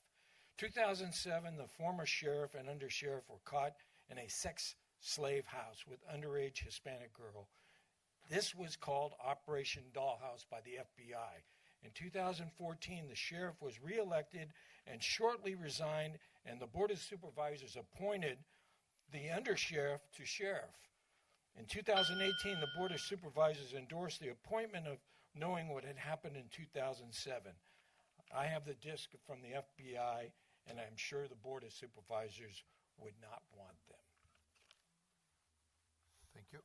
The next speaker is Monica Berlin, followed by Heather Colbert. I'm not sure if she's speaking on this item, but we'll check. Hello, good morning. My name is Monica Berlin, and I just wanted to come down here to speak in favor of Sheriff Corpus. I live in Half Moon Bay, in the Half Moon Bay community, my entire life. Whenever I encounter deputies on duty in Half Moon Bay, and I ask them about Christina Corpus because I was very supportive of her campaign and how great she is, I always see deputies' faces light up when I engage them about Christina Corpus. I've never heard anybody complain about her. So I think she's done amazing things with the sheriff's office, like crime is down, and morale of the deputies I encounter is up. And I just want to say the report is completely unsubstantiated, and it's inappropriate for you, Miss Corzo, with all your distracting jewelry. It's very distracting with your nose ring and your earrings, and it's inappropriate. But I think for you all to be attacking her just shows more about you. And I know you're all corrupt, and hopefully next year your time will be up. And corruption has been your way of doing business, but with Donald Trump coming back and the death penalty for pedophiles, hopefully we won't have to see you anymore. Thank you. Heather Colbert.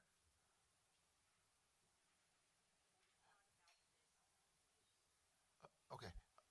Thank you. No additional speakers from chambers, so Madam Clerk, please proceed.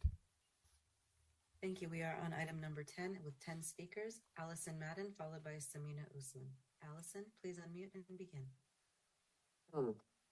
Hello, good morning.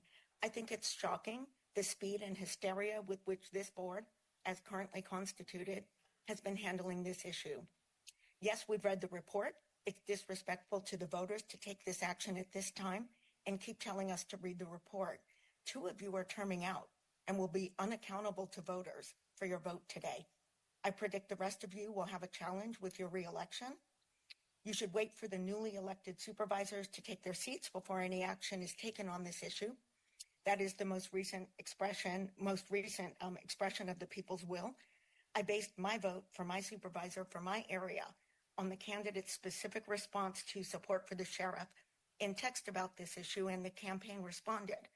It's not surprising that the fraternization rule is being used against a woman and a woman of minority background, and I'm not joking, just like Fonnie Willis. This county should eliminate that rule or amend it going forward for disclosure, or look at every male and female or even vice. This sheriff is a reformer. She's the only one in this county that cares about the women in incarceration. And specifically, one of the personnel issues that the rank and file don't like is she wants overtime to be in the jails, which is entirely proper. She cares about women, and she's a reformer. Lodoris Cordell was the worst pick. Thank you. If you need to wrap up. Yeah, a panel of 3, like an arbitration, would have been proper. And Lodoris Cordell went to the mat for Judge Persky in the Brock Turner case. People should look that up. She was the wrong person to hire. Thank you. Thank you.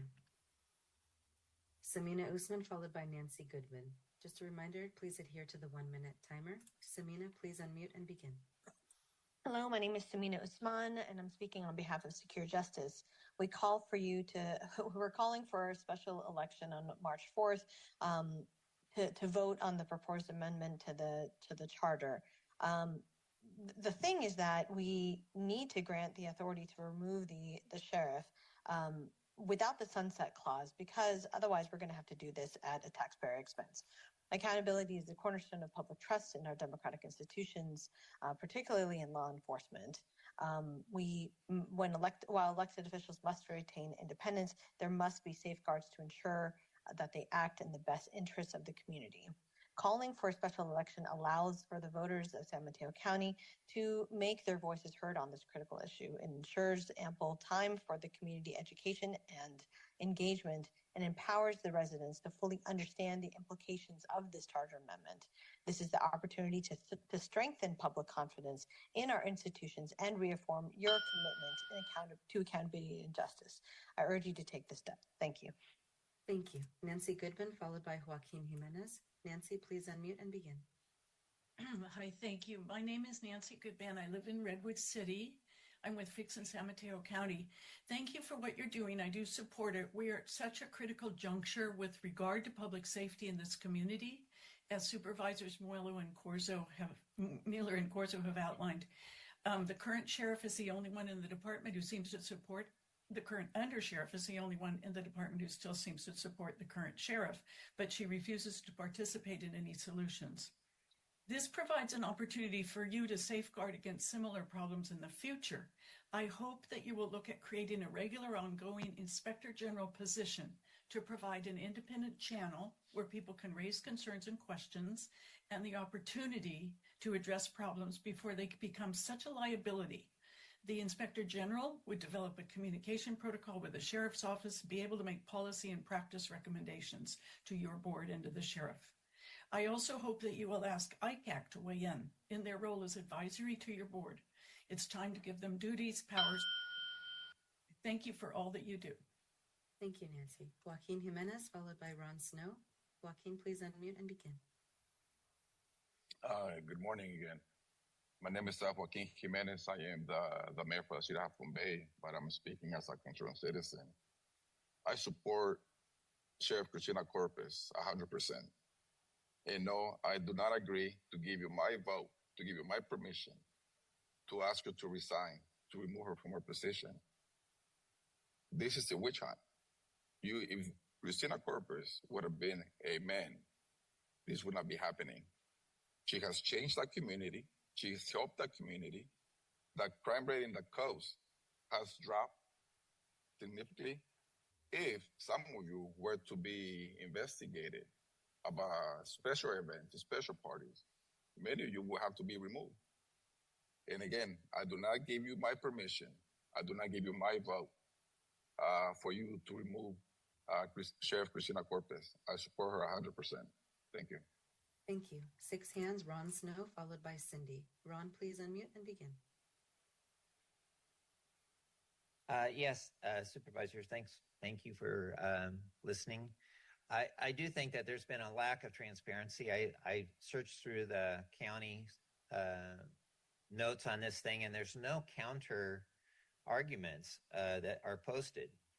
George Galen, I think, was the person who did a very good analysis of the judge's report and points out so many different flaws and opinionated statements that I think it's important for that report to be posted, as well as some of these other areas. To only allow 1 minute is an example of why the public isn't being allowed to have a countermeasure. The other one is, I think this has just gone too far, too fast.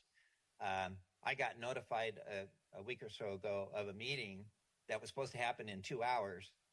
So there wasn't even a meeting by Mueller that said that there was going to be more information disclosed. No time to react to that, no time to schedule for that. So I hope that you slow this down, allow the new Board of Supervisors to vote on this and make this happen later in the year. Thank you. Thank you. Cindy, followed by James C. Johnson. Cindy, please unmute and begin. Hi, my name is Cindy McReynolds, and thank you for this opportunity to talk. And I would like to know, I've heard the supervisors that they all have their own opinion, which appears to be in contrast to what the constituents of San Mateo County have. I have not heard anybody that is representing the people, and I thought this board was supposed to represent the people of San Mateo County, yet we have no complaints, we have no recall, and we're happy with this sheriff.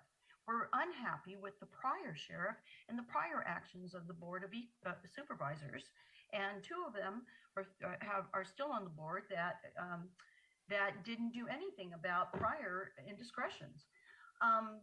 Another thing I would like to bring up is that this is tyranny, that for you to take our constitutional votes and then not give us the opportunity to recall anybody, or I don't know if you're going to put somebody in or vote for a new sheriff.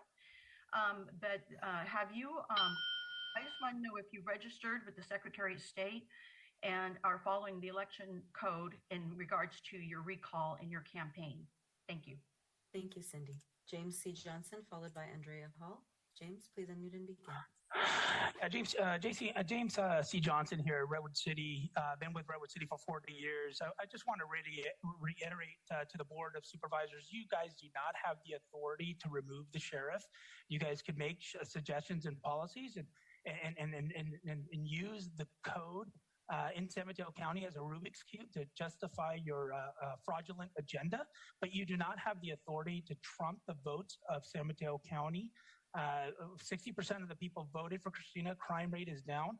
I've also spoken to over dozens of sheriff's officers. I've also spoken to Mike, who's sitting on the left-hand side there, in San Carlos. And this is a witch hunt. This is a witch hunt. Mike's the devil behind the curtain that's justifying this agenda, and he's promoting and pushing the Board of Supervisors to go along and remove the vote. You have 5 people sitting there, and you guys want to remove 30,000, 40,000 votes that voted for Christina Corpus with no justification whatsoever. And if, in fact, you guys follow the code of California to remove an elected official, like they did the governor of California a couple times, then I could say that could be justifiable. But you guys have no probable cause. Christina Corpus hasn't done anything. Everything in the allegations in the 402 documents are full of hyperboles and ad hominems to justify your guys' agenda. And you guys are creating hysteria amongst the community that is unjustifiable. And you guys are going to face legal action with an injunction in federal court if you guys continue to pursue with this fraudulent agenda against the sheriff. You guys are pathetic. You guys are pathetic. Mr. Johnson, you guys will be removed from office in the next election term. Have to wrap up. Mark my words. Okay. And we will now go to Andrea Hall. We also had a hand up for Anne. Anne, your hand is now lowered. I just wanted to mention that in case you meant to speak. Andrea, please unmute and begin. Good morning. My name is Andrea Hall, and as you may know, I was recently elected to the Broadmoor Police Commission. I'm here to speak in favor of the resolution, but against the Sunset Clause. Law enforcement in unincorporated San Mateo County clearly needs continued oversight. The Cordell report makes that clear. And just yesterday, the Broadmoor Police District hired an officer who had a DUI for driving a government-owned vehicle with a blood alcohol level of 0.269. I know that creating oversight for law enforcement in San Mateo County will take time, and it requires the trust of the community, but it is essential. And so I would ask you to pass this resolution today. Thank you very much. I'd like to see the remainder of my time. Thank you, Andrea. Dan Stejink, followed by Pat Willard. Dan, please unmute and begin. Thank you, Supervisors. It's quite clear now that you don't have the legal purview to remove the sheriff just because you want to. It's not a court of law. That's a kangaroo court. It's not true that only the guilty get legal counsel. An exercise of one's constitutional rights is not probable cause. Changing federal policy largely requires a federal vote. Changing state policy largely requires a state vote. As a rescue diver, I've worked with tens of federal, state, and local law enforcement agencies recovering hundreds of bodies in California and across the U.S. And as a California Democratic Party member, I've written more justice reform resolutions than anyone else in the county combined. Cops are bred for war. Tapia, Corpus, Caligari, they're all cops. If you put them in a room, they'd get into a fist fight before they would decide where to go to buy sandwiches. You need to be the adults in the room. Don't recall Sheriff Corpus. Recall Ray Mueller. Thank you very much. Thank you, Dan. Pat Willard, followed by Ann.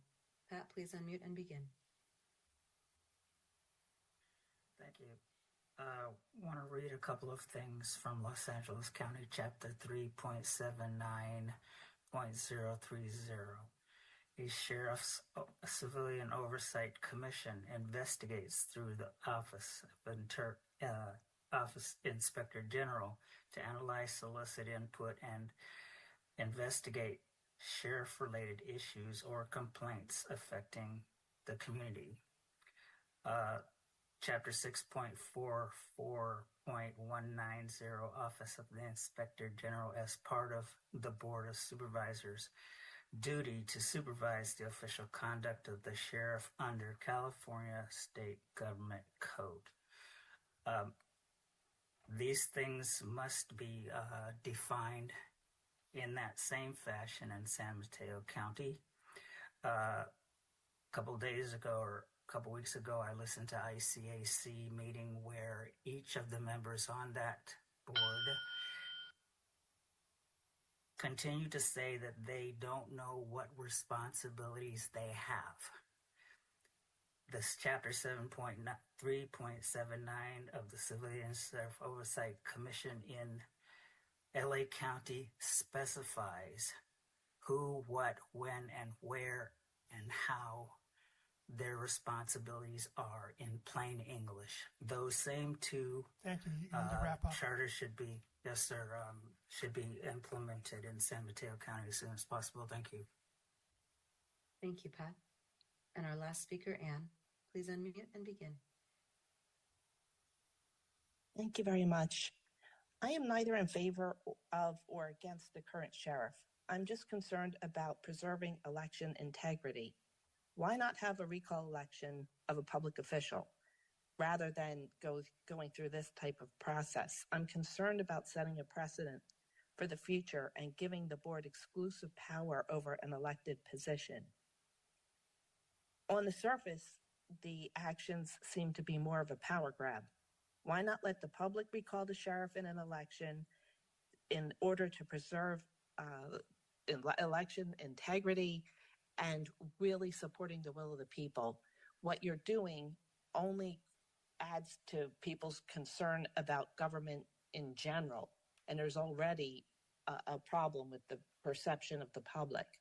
So I just would ask that you please consider a recall rather than the actions you're planning today. Thank you. Thank you, Anne. No further comments, Acting Chair. All right, thank you, everyone, for your comments today. Supervisor Mueller. Yeah, I think it's really interesting, the backdrop. It's funny, I served on a city council for 10 years where you hire your police chief, and I think that's the method in the majority of cities in San Mateo County, where they hire their police chief. And if they got a human resources report like this, pretty sure most city councils would fire that police chief. So we have an elected sheriff. That's something that exists historically within the state. And so we go through a process that's incumbent to be gone through to remove that sheriff, different than a police chief in a city. I want people to remember that process of what takes place in a city, because I think that's important for those who are reacting to it this way. Every city in San Mateo County has a city council that oversees how that department is managed. Secondarily, I want to respond to the, with that being the case, we're not doing that here. Let me back up. We're not doing that here. The board is respecting the elected position of the sheriff. And so I want to speak to what the attorneys brought up with respect to due process. Mr. Nabelin, if this charter amendment was passed by the voters, if they looked at this and they decided to give the board the power with the sunset clause to go ahead and apply this amendment to the charter amendment, would we still be held to due process in applying this charter amendment provision? Could it be challenged in court if we applied this charter amendment process inappropriately? It could be challenged in court if we applied it inappropriately. The charter amendment, as I noted earlier, includes a process provision for written notice and opportunity to be heard prior to the board acting on a removal if indeed this were passed. And the second thing I wanted to respond to comments from council, because I do listen to your comments. They're asking for a continuance, but the question I have for you is, because you want to balance that, and if we continue it, if we were to continue it, that would push us to November for the election. Is that right? It would. To be clear, in order to make the March election date, the board has to adopt the ordinance prior to December 6, 2024, which is the election minus 88 days deadline. But we could, if it was passed today, we could take it off. We could, at a later date, decide, the board could meet and decide, well, we're going to go ahead and take the charter amendment off. The board would have actually until December 11th to take the matter off, to be clear, which is election minus 83 days. These are all dates and deadlines that are set forth in the election code.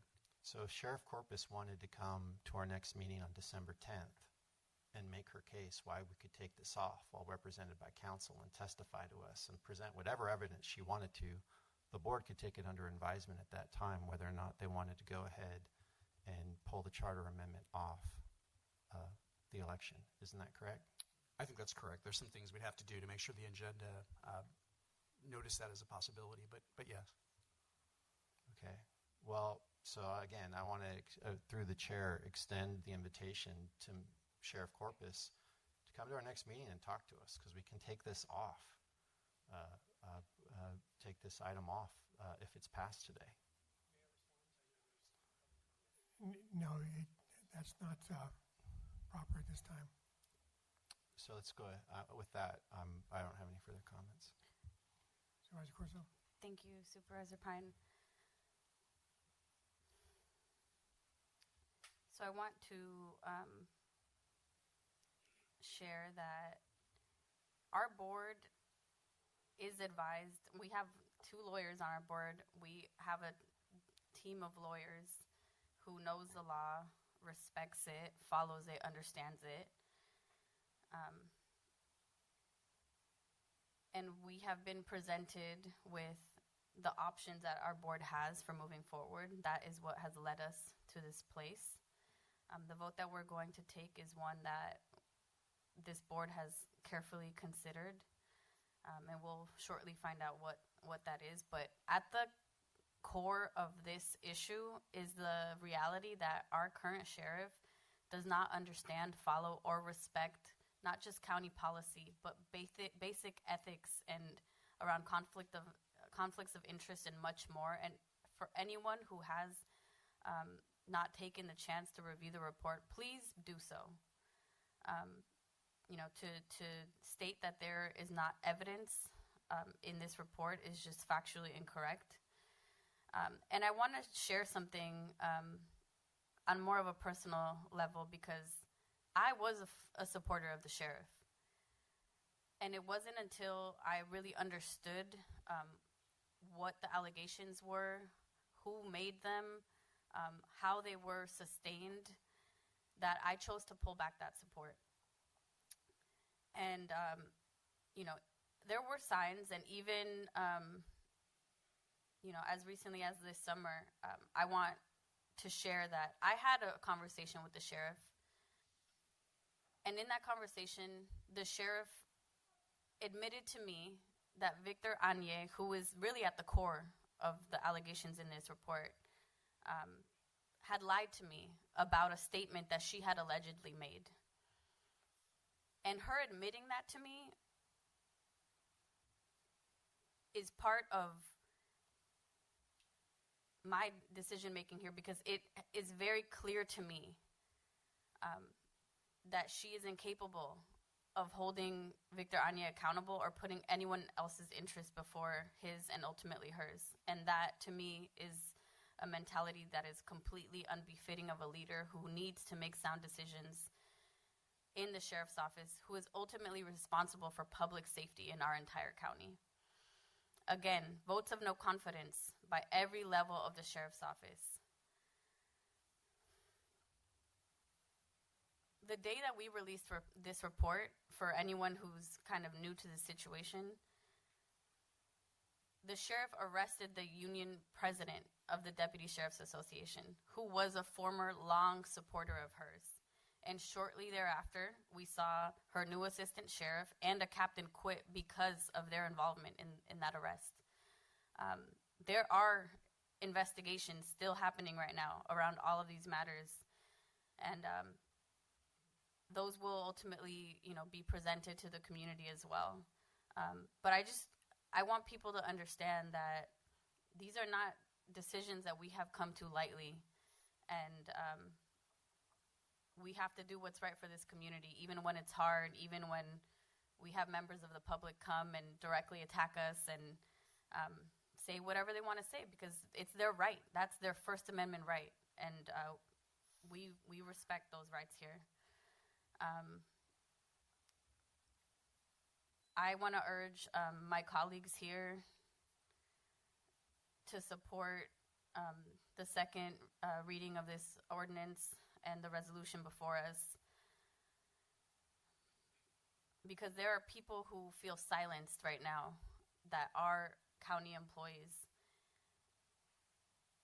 And I have great concern for members of the public who are being impacted by this, who do not know how to stand up for themselves or are scared to speak up. My biggest fear, if we see this level of dysfunction in our sheriff's office, what does that mean for your everyday resident? What does that mean for people walking down the street and for their rights?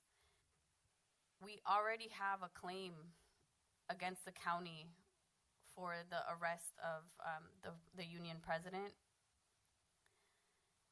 and all of that while the public knows that there was an investigation. The report has been released. We saw our sheriff on November 13th come into these chambers and not only completely deny everything in the report, but she tried to promote Victor Anye to a position he's not qualified for, right in these chambers. If those are not political theatrics, I don't know what is.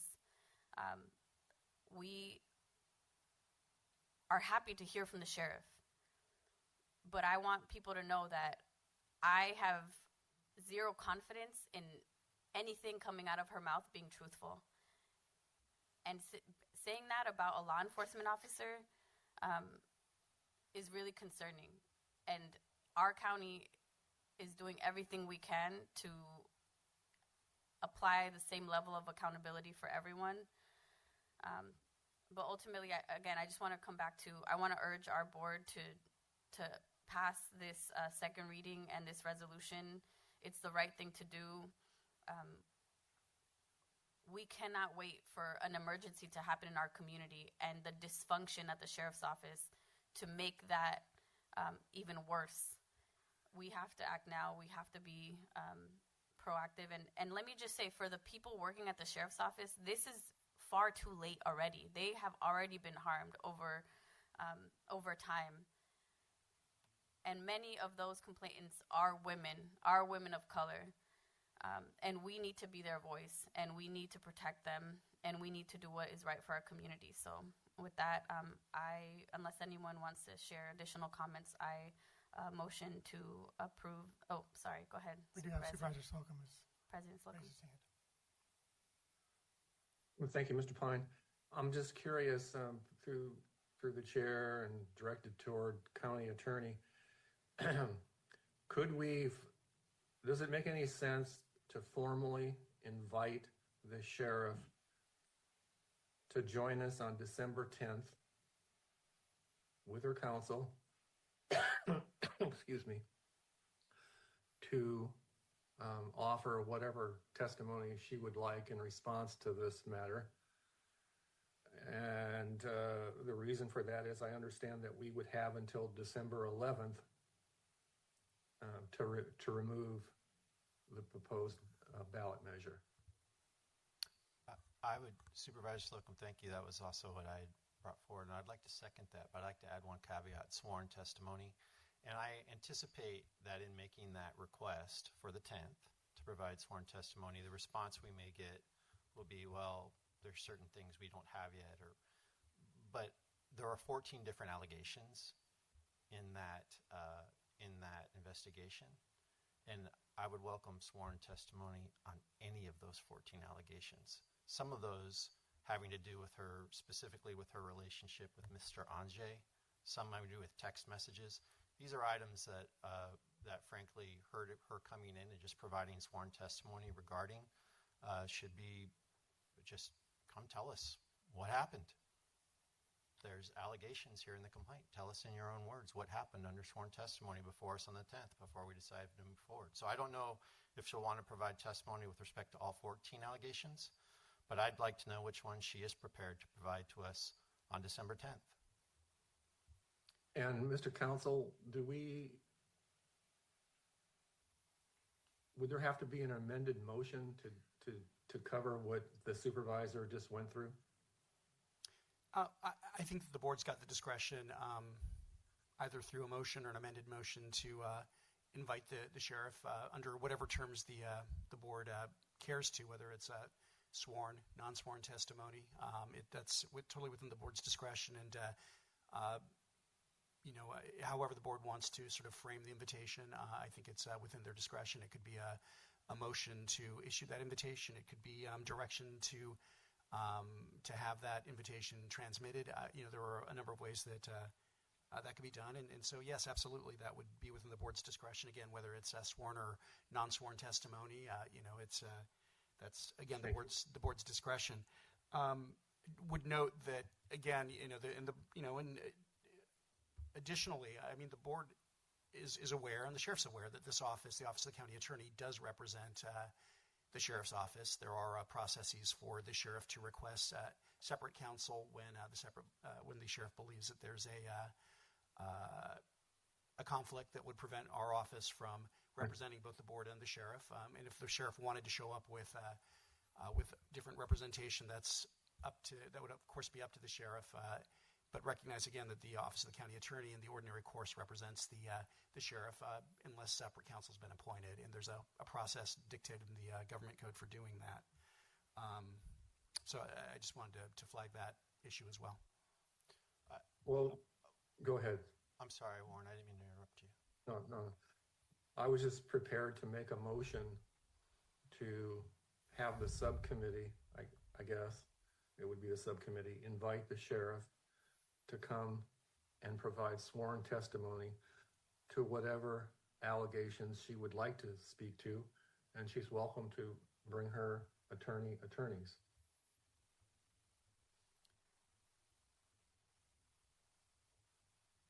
Sorry, I just want to get clarity on, I feel like we have a couple, well, that's the motion, but we have to vote on the matter before us as well. Do you want to add that to your motion, President Slocum? We can take two separate motions. Yeah, I wanted to bifurcate it. One is the invitation, and two is the proposed ballot measure. So we can just take care of the second one first and then go back to yours. So I'll second Supervisor Slocum's motion. Okay, just to be clear for the record, the motion is that an invitation, that the subcommittee, and I want to be clear who is the subcommittee that we're referring to at that point, Supervisor Slocum. I think it would be Supervisor Mueller and Supervisor Corzo. Thank you. May I make one amendment to your motion, Supervisor Slocum? Sworn testimony and then questions and answers with the board, so there's dialogue within the invitation. Sure, that's acceptable. And again, I want to note, just as a matter of record, that the Board of Supervisors has not authorized separate counsel for the sheriff. The sheriff does have, as has been noted, there are individuals here today who have identified themselves as counsel for the sheriff, but the Board of Supervisors has not itself appointed separate counsel or agreed to appoint separate counsel for the sheriff. But if the invitation is the sheriff can bring whom she wants as representation, I want that clear as well. It is, but I want to clarify for the public what you mean by that. The board has not authorized, or I guess you haven't reached the conclusion to ask us to pay for separate counsel. And that's what the term authorized means. She's welcome to hire whomever she wants to be her counsel. The board's not prohibiting that. And it appears that there is counsel here today representing her. That's what I'm trying to make clear. Again, There's a process in the government code for the county to fund separate counsel. That has not yet occurred. Okay. Can I just add a clarification on that note? The board has not made a decision on that because there hasn't been a clearly defined specific issue that has been articulated in the request. It can't just be a general broad request for anything. It has to be about a specific issue. That's our reading of the law. That's true. Yes. But again, I think I have the motion. Then it's the subcommittee would issue an invitation to the sheriff to provide sworn testimony before the board meeting at its meeting of December 10th, with representation of her choice if she chooses to bring representation, with a provision that would be a question and answer component to that as well. Okay, I'll second that motion. That's a motion made by Supervisor Slocum and seconded by Supervisor Mueller. I'll take the roll call. Supervisor Pine? Yes. Thank you, Supervisor Corzo. I want to share that before I cast my vote. I'm, again, extremely concerned that even under oath, our sheriff will use this as a platform to continue to lie. So I'm going to abstain on this one. Thank you. Supervisor Mueller? Yes. Supervisor Slocum? Yes. Thank you. Motion passes with Supervisor Corzo abstaining. All right, we should move back to the matter at hand. Supervisor Corzo, Did Supervisor Pine vote? Yes, I did. Correct. Okay, yes. I'm sorry, Supervisor Pine. Did you have a motion? Yes, I move to pass the second reading of the proposed ordinance and the resolution before us. So the motion again to adopt the ordinance. Adopt the ordinance and approve the resolution. Thank you. I'll second it. Sure. I'll take the roll call. Supervisor Pine? Yes. Thank you. Supervisor Corzo? Yes. Supervisor Mueller? Yes. And Supervisor Slocum? Yes. Thank you. Motion passes with Supervisor Canepa being absent. All right, that concludes this item. Thank you, everyone. We now move to item 11, which is an introduction to amend the ordinance code concerning the compensation of the Board of Supervisors. This item is brought forth by Supervisor Slocum and myself. Supervisor Slocum, would you like to begin? Yes, thank you, Mr. Pine. I know we're both pleased to present this item this morning to our colleagues. As members are aware, the county charter allows the board to change the compensation of board members, provided, however, that the board members' compensation shall not increase during the term of office for which they were elected, aside from the annual cost of living adjustment that we all get.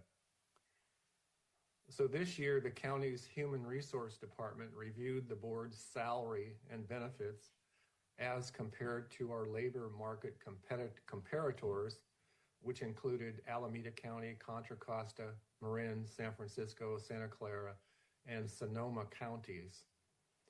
And that research found that with the exception of San Francisco, all other comparator counties have ordinances that set their board member salaries as a percentage of the annual salary of a superior court judge in the state of California. Alameda and Santa Clara counties set their board member salary at 80%, while the other three counties range from 60 to 75%. Additionally, the survey found that 4 of the 6 counties surveyed provide their board members' employer paid contribution to deferred compensation.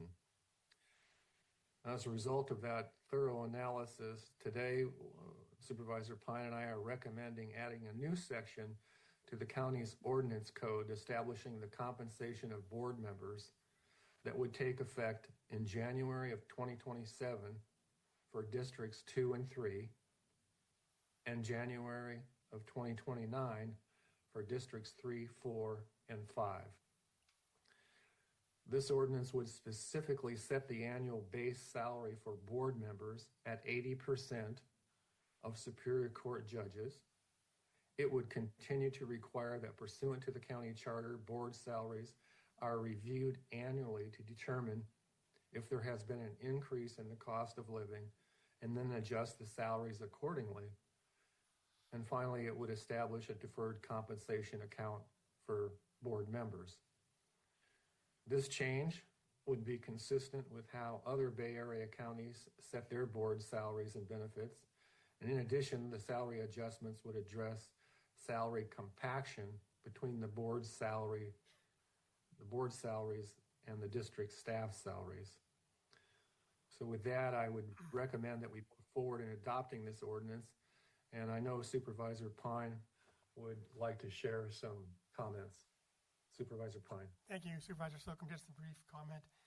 It's also important to note that the last time a comprehensive salary and benefits survey for board members was conducted 20 years ago in 2005. At that point, the salaries were increased by 10% in order to bring the board members' salaries up to an amount that represented the average of the immediate Bay Area counties.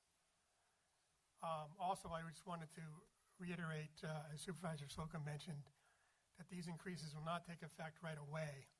In fact, we'll see the first increase in January 2027 for District 2 and 3, and then in January 29 for the other districts. As a result of delayed effective dates, this change would not apply to any of the current or recently elected supervisors' current terms of office. So given the importance of maintaining equitable salaries, I'm in support of the ordinance. All right. Any other board comments? Supervisor Corzo. Thank you. I just wanted to add that I think as our board continues to become diverse and where we have more representation from women, I think it's important that we stay up to date with, comparing counties in terms of their salaries for Board of Supervisors. That is what is presented before us. And I want to thank you, Supervisor Pine and President Slocum, for bringing this to the board and thinking about future county supervisors. We live in this community as well. I'll speak for myself. I have to live in my district. We all have to live in our districts. My district is very, very expensive. The cost of living is very high. And I know that there was significant analysis done to, clarify how much our positions are compensated for in relation to other counties, and it is very much the norm, as stated, to be at a percentage of Superior Court judges' salaries. So I want to, again, thank you both for bringing this forward, and I support it. Thank you, Supervisor Corzo. All right, seeing no other Rocio, you had a comment? Thank you, honorable board members. I just wanted to clarify that in terms of the effective dates, as was mentioned by both you and Supervisor Slocum, that it is effective at beginning January 2027, and it would be for districts 2 and 3, and then effective in January 2029, it would be effective for districts 1, 4, and 5. Thank you. Thank you. I will now open. I actually will just share. Oh, excuse me, Supervisor Mueller. Before. Yeah, so I just share with my colleagues, I already have announced that I'm running for re-election, and I've shared my endorsements publicly. So for that reason, I'm going to need to abstain from this item. All right, we'll turn to public comment. Thank you. I don't have any speakers set from chambers, so Madam Clerk, please proceed. In Zoom, please click raise hand to comment for item 11. We have one hand raised for Ron Snow. Please unmute and begin. Yeah, I think attaching this to some indicator like the Supreme Court judge is a good idea. And I don't know if it's a good idea to I think Supervisor Slocum had said that 80% was sort of the high end of the mark for the around the counties, I think we should go. I mean, I don't think that we should go for the high mark. I think it should be less. I do want to point out on a different thing is that you guys just passed a resolution that was dreamed up just in the last few minutes. And so there was no public announcement of that resolution. I'm not sure if there needed to be one, but it seemed like there should be one. Again, it just sort of represents the speed that the sheriff issue is sort of trumping all sorts of rules, and I think we need to step back on that again. But anyway, should there not have been an announcement of that resolution in advance of the public? Thank you. Thank you, Ron. No further hands. All right, unless there's any further comments, we're prepared for a motion. Mr. Pine, I'll go ahead and take a stab at making the motion for item number 11. A motion to introduce an ordinance adding section 2.71.240 to chapter 2.71 of Title II of the San Mateo County Ordinance Code, establishing the compensation of the members of the Board of Supervisors and increasing their annual base salary to an amount equal to 80% of the annual salary of Superior Court judges in the state of California, and providing them an employer paid deferred compensation benefit, and waive the reading of the ordinance in its entirety. I'll second the motion. Thank you. I'll take the roll call. Supervisor Pine? Yes. Thank you. Supervisor Corzo? Yes. Thank you. Supervisor Mueller? Yeah, abstain. Thank you. Supervisor Slocum? Yes. Thank you. Motion passes with Supervisor Mueller abstaining and Supervisor Canepa being absent. Okay, thank you. We now move to department performance presentations. Our first presentation is from the Assessor Clerk Recorder, Mr. Church, who I saw a moment ago. All right, it's been suggested we take a short break. Let's take a 5-minute break. Okay, the board is currently in recess. The time is now 11:29 a.m. Thank you.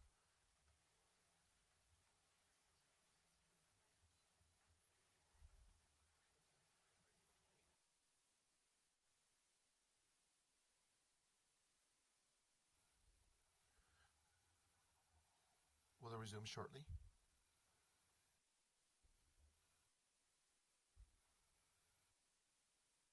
Just a Zoom audio check, Suki.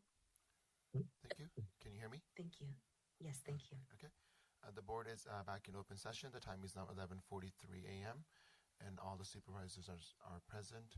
Supervisor Slocum is via Zoom, and Supervisor Canepa is currently absent.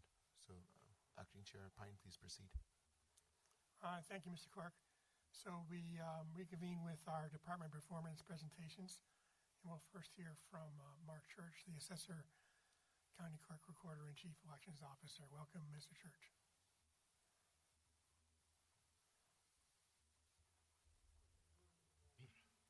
President Slocum and members of the board, Mr. Chatterjee, Mr. Niblin, and Ms. Rodriguez, thank you for the opportunity to present our performance measures for the Office of Assessor, County Clerk Recorder, and elections for fiscal year 2023-24.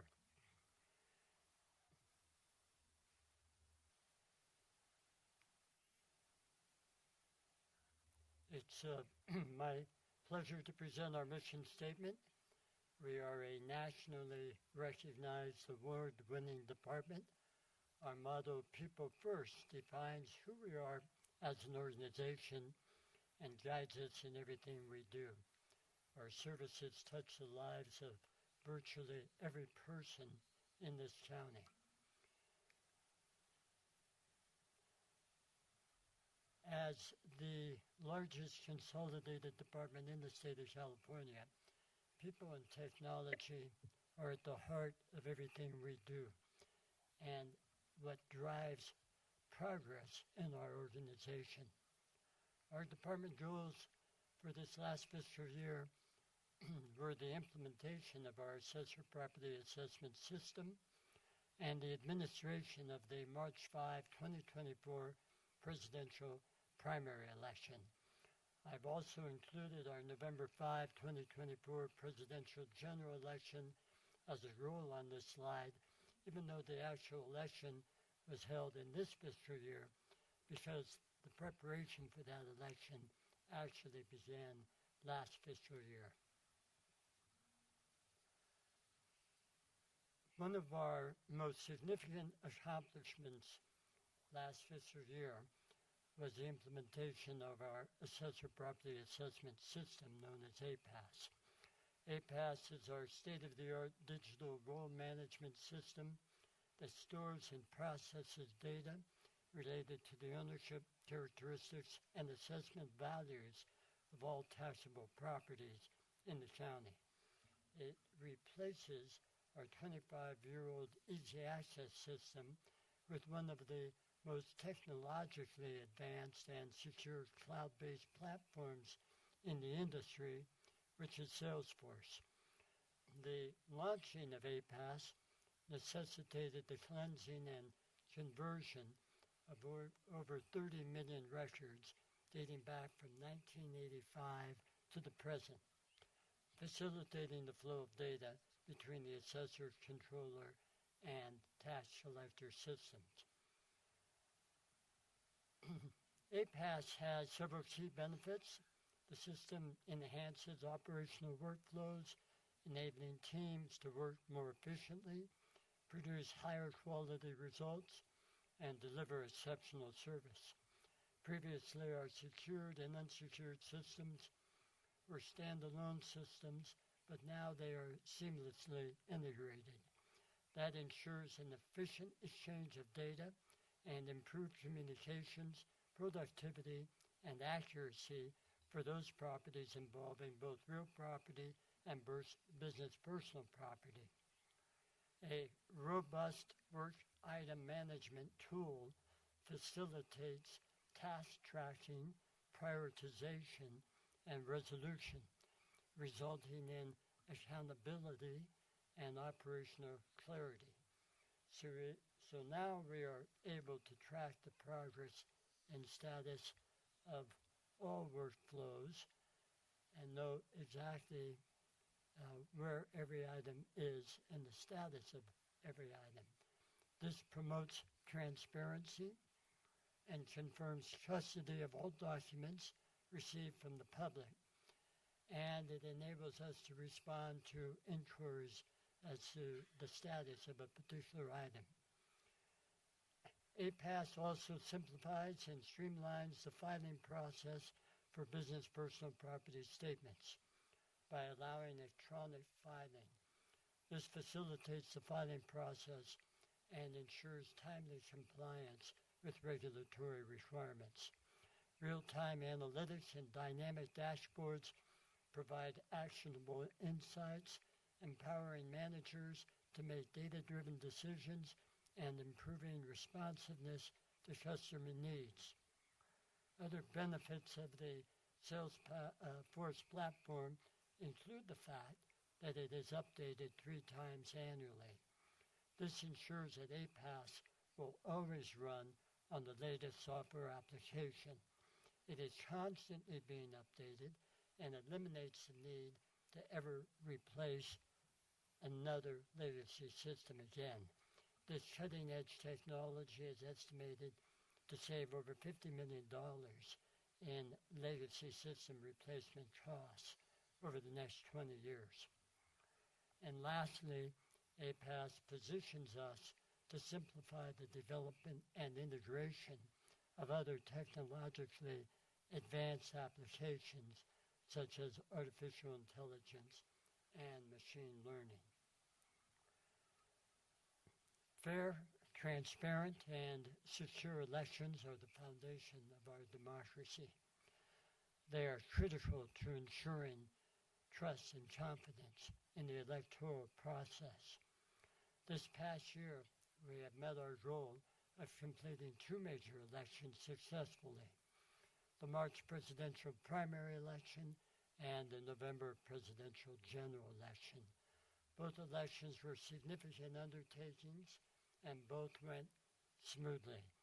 The size, scope, and complexity of elections have dramatically increased in recent years with the cumulative impact of new legislation, such as Voters' Choice Act, the California new Motor Voter Program, and the California Voter Participation Rights Act. As a result of these new laws, our counties' even-year elections now have more registered voters, participating jurisdictions and candidates, and ballot styles than in previous elections. The March 5, 2024 presidential election saw over 434,000 registered voters, the largest number of registered voters participating in a presidential primary election in the history of the county. We also had 220 ballot styles printed in 4 languages, English, Spanish, Chinese, and Filipino, resulting in a total of 880 different ballot styles. There were 20 jurisdictions, 130 candidates, 25 contests, 5 local measures, and 1 state proposition on the ballot. The March 5, 2024 presidential primary election resulted in an unprecedented tie for second place in the 16th Congressional District contest. That resulted in a voter-initiated machine recount for the contest in San Mateo and Santa Clara counties. The machine recount showed that all ballots cast in San Mateo County were reported accurately and were an exact match to the certified results posted in the statement of the vote sent to the Secretary of State on April 4, 2024. However, the recount in Santa Clara County resulted in Evan Lowe receiving 11 additional votes and Joe Simidian receiving 7 additional votes, which resulted in Evan Lowe advancing to the March 5, 2024 presidential general election. The success of this recount is a tribute to the professional and exemplary work of the dedicated employees and volunteers of the San Mateo County Registration and Elections Division.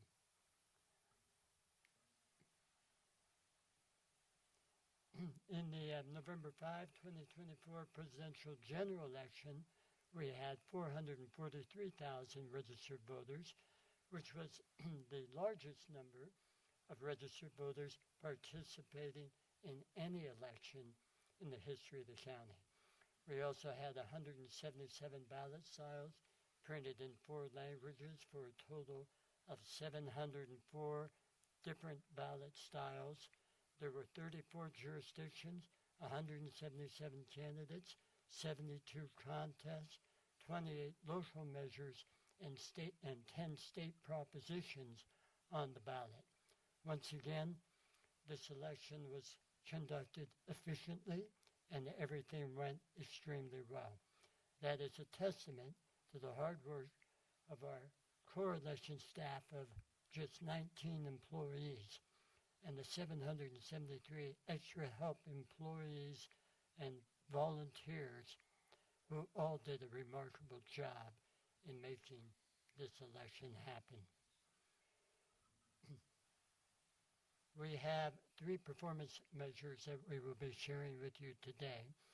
The first measure is the number of voting accessibility advisory committee meetings held this year. In 2015, the San Mateo County Elections Office became one of the first offices in the state to officially establish a Voting Accessibility Advisory Committee, also known as the VAC.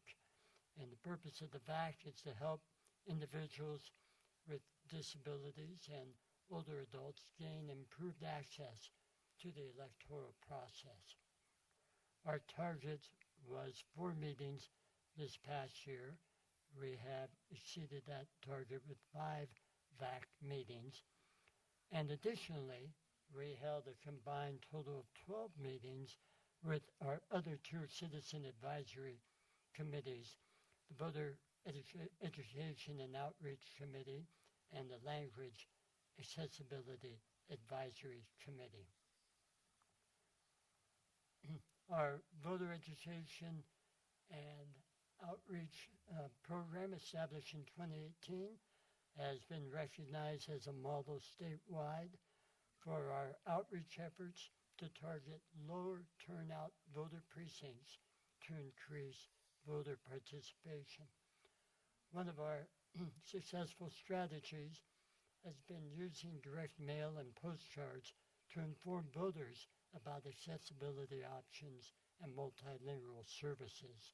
For the March 2024 presidential primary election, 100,000 postcards were mailed to residents targeting areas with low voter turnout and registration, which was slightly less than our target of 120,000.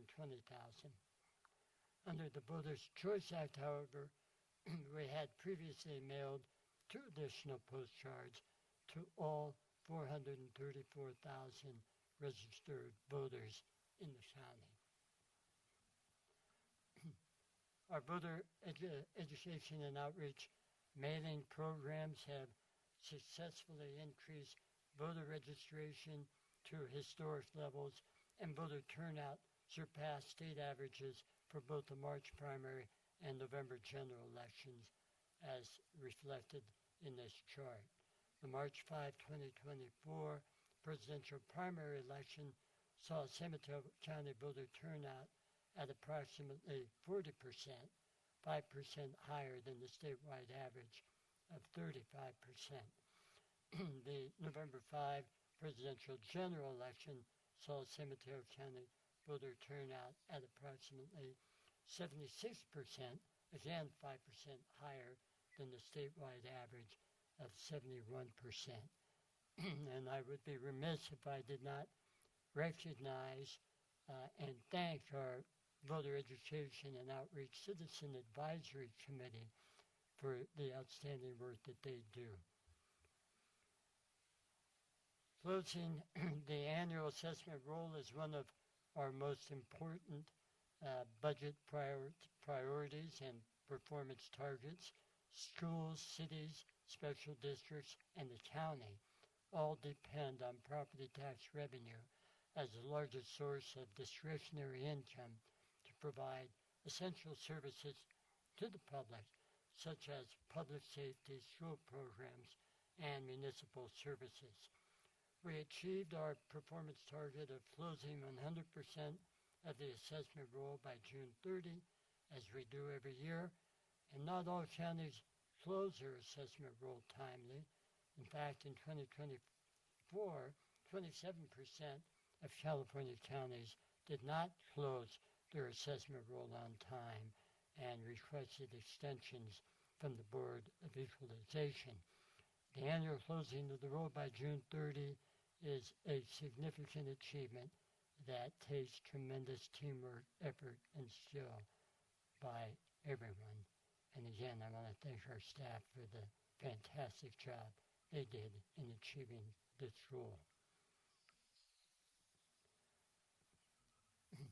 Over 70,000 roll close activities are performed by staff to close the annual assessment roll.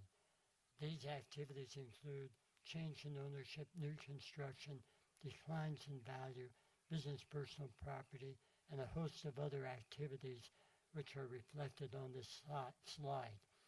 Closing our assessment roll timely is a significant achievement in and of itself, especially given its size and complexity. By closing the roll at the same time as the deployment of our new property assessment system made this achievement even more impressive.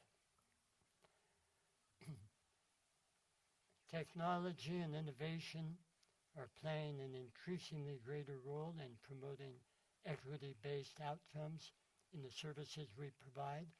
This can be seen in department programs such as our Decline in Value program, AB 1466 Restrictive Covenant Modification Program, and our Elections Online Ballot Curing application.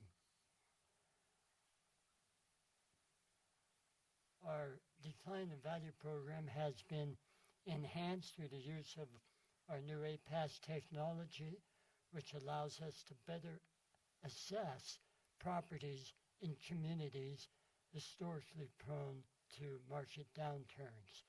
In fiscal year 23-24, 4,000 properties were proactively reviewed by our staff and enrolled in the Decline in Value program.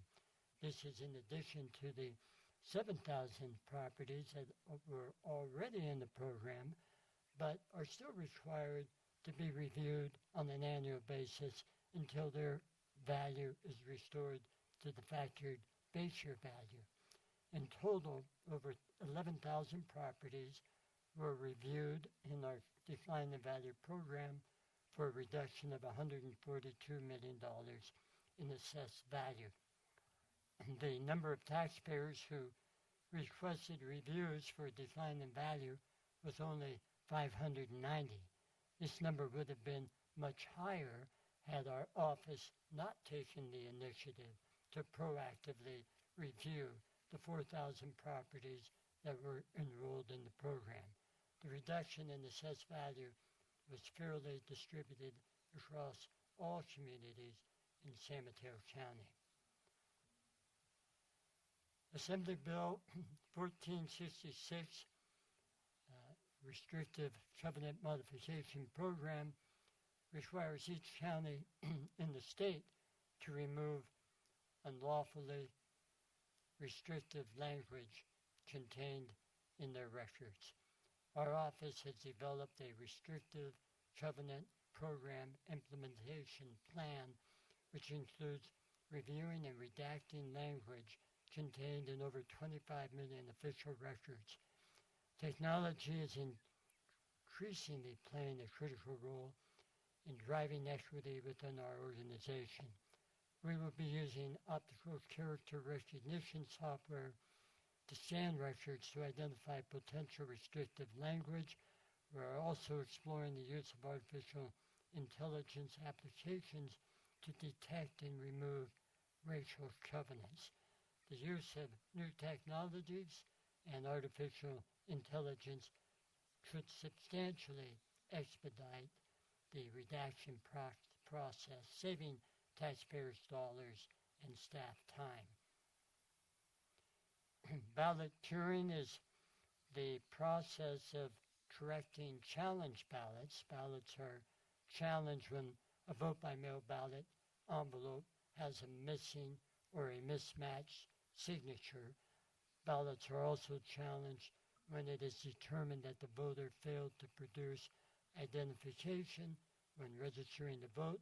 In the March 5, 2024 presidential primary election, we deployed new and innovative technology to expedite the ballot curing process. Using the Democracy Live suite of applications, voters can digitally cure their ballots using a QR code or link sent to their mailing and email addresses. The use of the digital application led to a 50% of the voters' challenge ballots being electronically cured. And that concludes our presentation. And thank you very much. I'd be happy to answer any questions. Thank you, Mr. Church. Are there any questions today? All right, seeing none, thank you once again. Thank you. Our next presenter is our controller, Juan Ragosa. And I'm sorry. Mr. Clerk, do we typically take public My comment on these apologies. presentations? I know that no board action is required, but I think it has been our practice to take public comment. Yes, I think we should. Thank you. And for the record, Supervisor Slocum is no longer online, so it's only 3 members present. Members of the public, if you wish to comment on this item, the assessor's presentation, please raise your hand in Zoom or hand your speaker from chambers. Okay, no hands are raised. Back to you, Chair. Okay, then I think we're ready for our controller, Juan Regosa.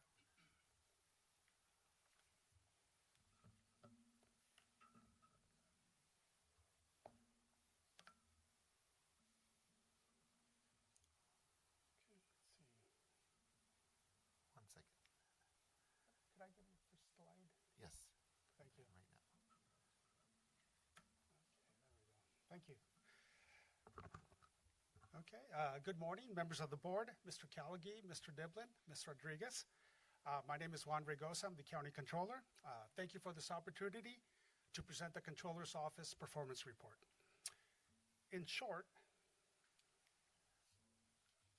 our mission is to provide quality accounting, audit, and financial reporting services. During this short presentation, I will highlight some of our team's employee inclusion, engagement, and well-being activities, and some departmental operational accomplishments. I will also share with you some innovative initiatives and current priorities. In terms of accomplishments, this past year we worked on implementing a countywide expense reimbursement application. Except for 3 departments who are scheduled to start using the system soon, the implementation is almost complete. Among other benefits, the use of this new tool will facilitate review and approval processes and shorten the turnaround time to issue payments. Additionally, this last year, our office received the county's Department Equity Team Award due to our continuing support of the county's diversity, equity, and inclusion goals. Achieving these goals will help us, our office, and the county to create and maintain an engaged and productive workforce and to improve our services to customers. Among other accomplishments, once again, the county's annual comprehensive financial report for fiscal year 22-23 received the GFOA Award, the Government Finance Officers Association Award for Excellence in Financial Reporting for the 24th consecutive year.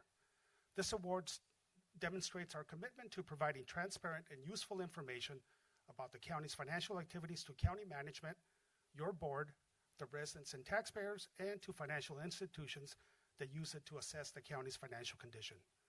As you may know, our county is one of a handful of California counties with a AAA bond rating. Also, our county has received the GFOA's Triple Crown Award in recent years.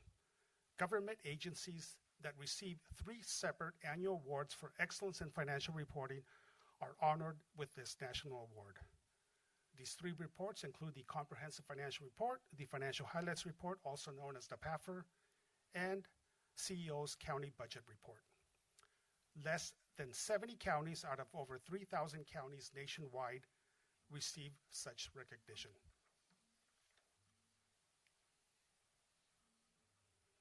Other highlights I would like to share with you include issuing the annual Property Tax Highlights Report that shows the types and amounts of property taxes collected from taxpayers and the tax revenue amounts that are distributed to each local government agency.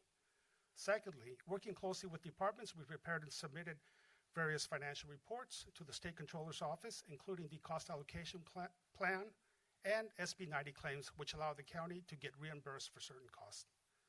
Other highlights include leveraging our team members who speak multiple languages to create a department interpretation team to better serve our external customers. Having healthy and well-trained employees not only helps individual employees, it also improves our team's effectiveness and productivity.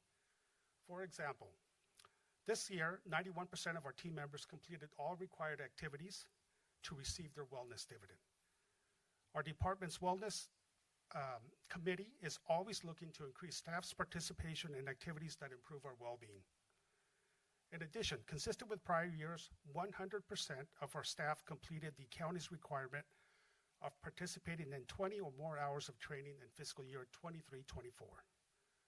These are part of our efforts to improve employees' well-being and to provide development opportunities to all staff.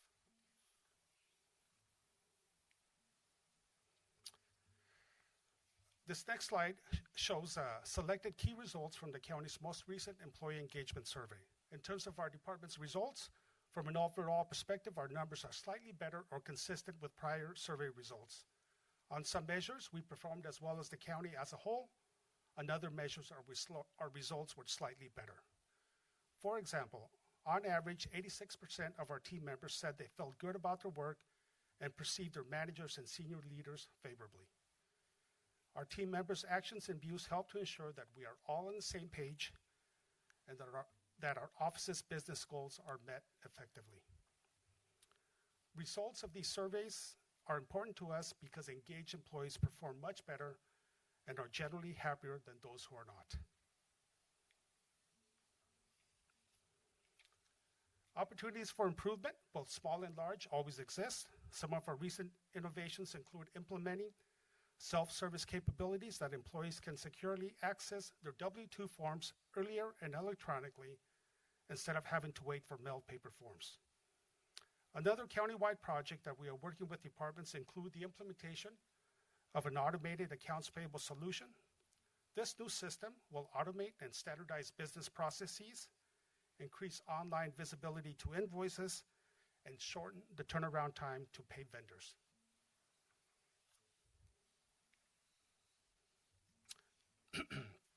Moving on to other priorities, as always, we will continue to work closely with departments who are replacing their operational systems that communicate with the financial systems maintained by our office. Next, we are increasing our work related to auditing county contracts. These audits include verifying compliance with county policies, determining whether vendors are compliant with their contract terms. We are also examining the value received by the county and its residents so as to assess to what extent the county is getting its bang for the buck. Additionally, we will continue to prioritize activities that support our employee inclusion, well-being, and development goals. Before I conclude, I would like to thank our entire team and our office. I'm grateful for their dedication to serving the county, its taxpayers, and residents. I would also like to thank you, our entire board, for your leadership. And lastly, I would especially like to thank you, Supervisor Slocum and Supervisor Pine, for your 12 years of outstanding public service serving on this board. You will be missed. Thank you. I'm happy to address any questions you may have. Thank you, Mr. Ragosa. Questions? I just wanted to say thank you, Mr. Ragosa, and also to you, Mr. Church. I apologize we didn't say thank you then. We're a little tired from earlier today. Thank you both for your wonderful presentations and the work that you do for the county. We appreciate it very much. Ditto, and can I call you Juan? Juan? Of course. I want to thank you for having at times not easy conversations with me just about different questions that come up and being so transparent and proactive and meeting with me about different things that you're moving forward in the controller's office. So thank you for that and for the level of accountability that you provide to our entire county system around audits and you know where the dollars go and how they're being used. Thank you. I would just add for Mr. Church and Mr. Ragosa, the complexity of your organizations is really staggering, and you do just a wonderful job keeping us on the straight and narrow and meeting all our obligations and then some. So thank you. Thank you. So through the chair, let me ask for public comment. Public if there's comment, any. please. Yeah, there's no speaker slips from chambers, so Madam Clerk, please proceed. Public on Zoom, please click raise hand to comment for item 5, the assessor clerk recorder elections performance presentation. No hands raised. All right, then we move to our final department presentation, which is, we have the treasurer, Sandy Arnott. Good afternoon, members of the board, Mr. Callaghan, Ms. Rodriguez, and Mr. Niblin. Sandy Arnott, providing the 2023 performance report for the Treasurer Tax Collector's Office. One second.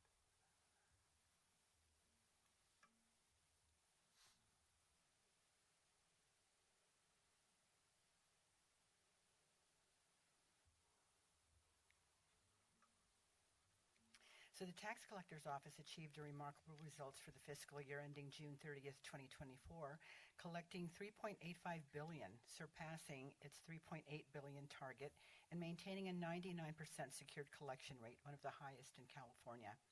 The office issued 235,472 tax bills and managed 4,344 live chat interactions, supported by advanced cloud-based technology.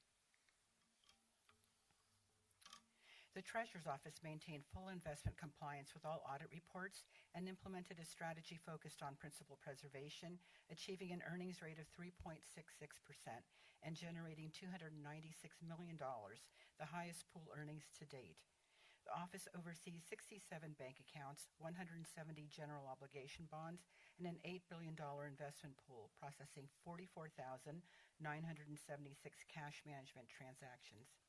Improved security measures have been implemented for all banking accounts, and the investment administration fee has been reduced to 5.2 basis points from 5.9 basis points in 2023, showing our commitment to efficiency and transparency.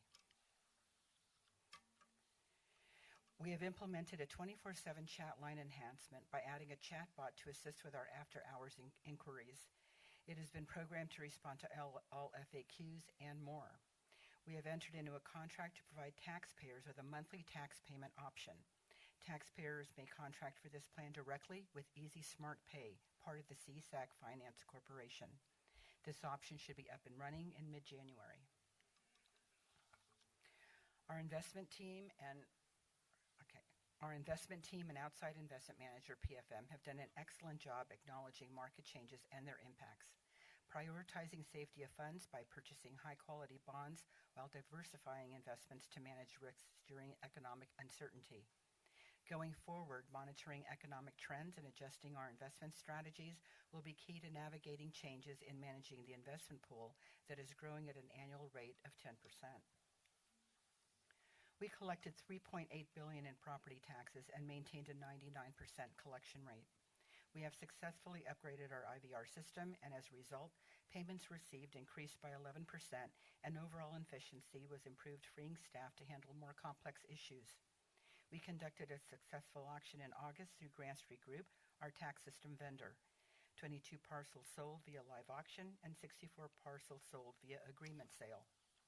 We continue to seek new and improved ways for taxpayers to pay taxes, with a focus on direct implementation and taxpayer input via surveys to assess success or failure of added services. To date, all implementations have been met with positive feedback. Investment earnings were projected to be $250 million for 23-24, but we actually earned $296 million.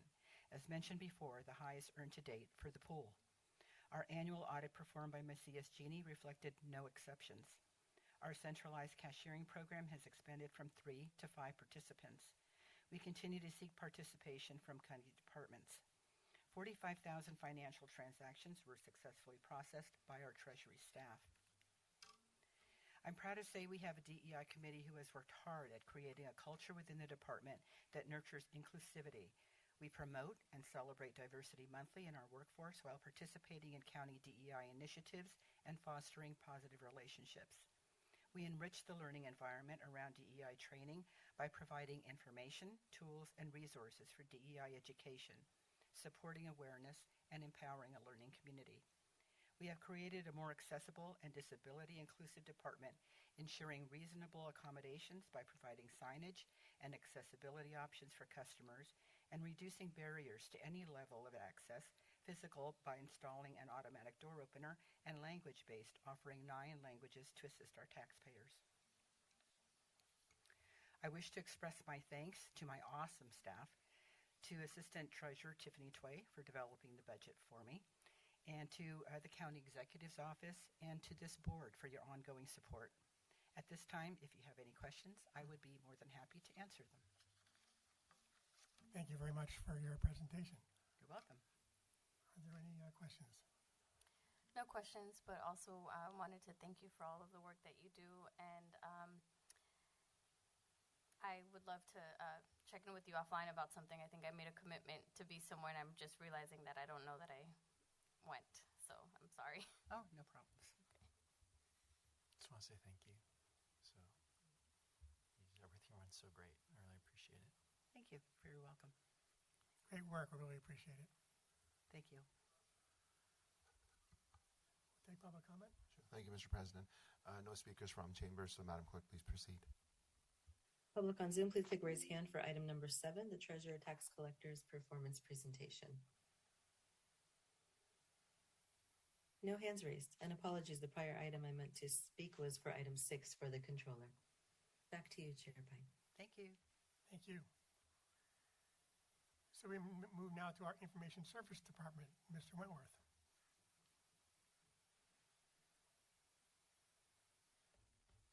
Good afternoon, Honorable Supervisors, Mr. Calgay, Ms. Rodriguez, and Mr. Niblin.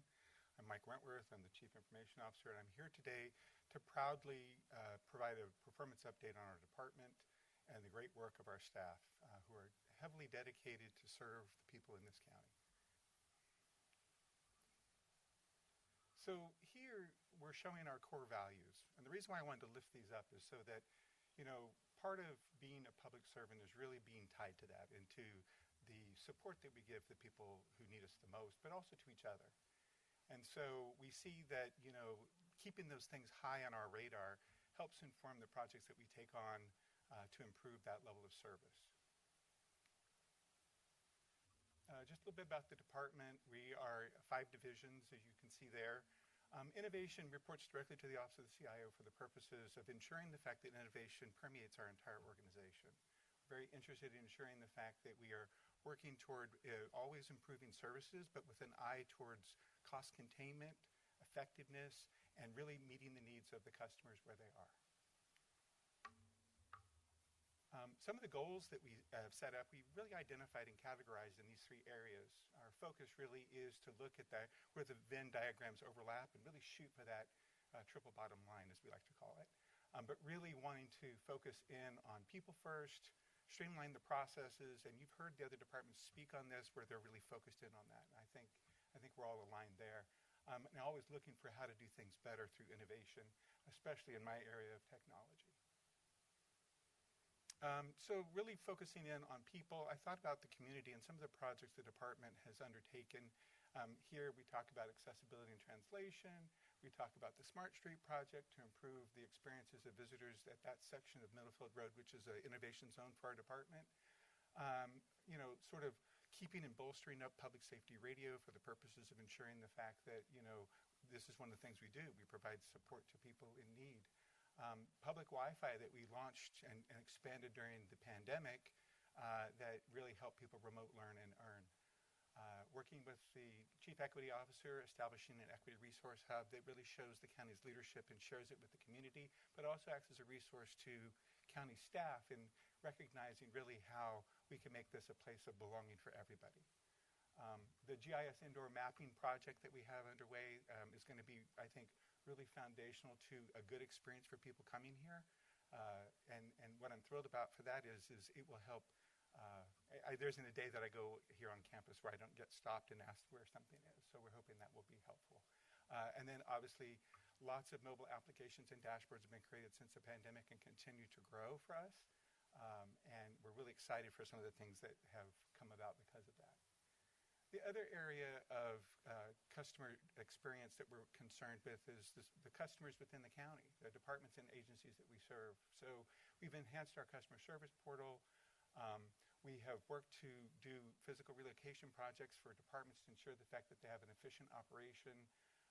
We have worked on department applications that are countywide to ensure the fact that there's standard processes, but people can get services either working remotely or on site. We are really interested in providing technology support. I partnered recently with the Controller's Office on issuing some standards around system implementations and ensuring the fact that, you know, we are getting what we pay for and the systems that we install will be maintained effectively. There are some data integration projects that are out there that are promising for us in terms of being able to leverage the county data. I know that's a priority of your board to ensure the fact that the data that we have, we can leverage for better decision making. And because AI is the word of the day, you know, we're really getting involved with departments on AI technologies. There are several system limitations around the county right now, but there's also tools that are being looked at We've developed an AI policy to help with ensuring the fact that there is an ethical and appropriate use of that technology, but we really want to ensure the fact that, we go into it with departments having an opportunity to create a run book to ensure that they get to decide how AI is used in their organization. And then lastly, for employee experience, we're really interested in ensuring the fact that our staff are being held up in a way and supported in permanence. There's always a change in leadership or staff, and we want to ensure the fact that the things that we set up that are appropriate for us are being managed in the best way, but also documented so that as we go along and systems change and information changes all the time, that we have a way of collecting that and maintaining it. We create a little more equity for our staff by recording our department meetings that we have monthly. We get great participation, over 100 people generally at those meetings, so we're pretty proud of that.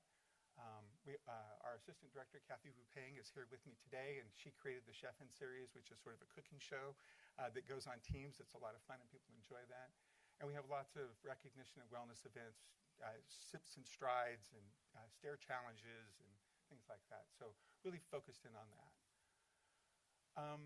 The area of performance, how'd we do? 97% of the people we serve think we did a great job, or a good or better job. So we're really proud of that.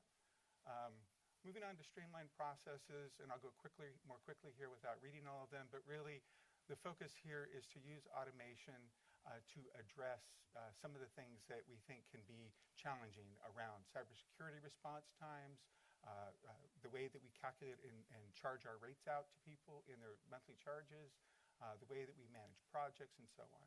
So really focused in on trying to ensure the fact that the things that used to create possibilities for inaccuracies or even dreariness has been removed from the workplace as best we can.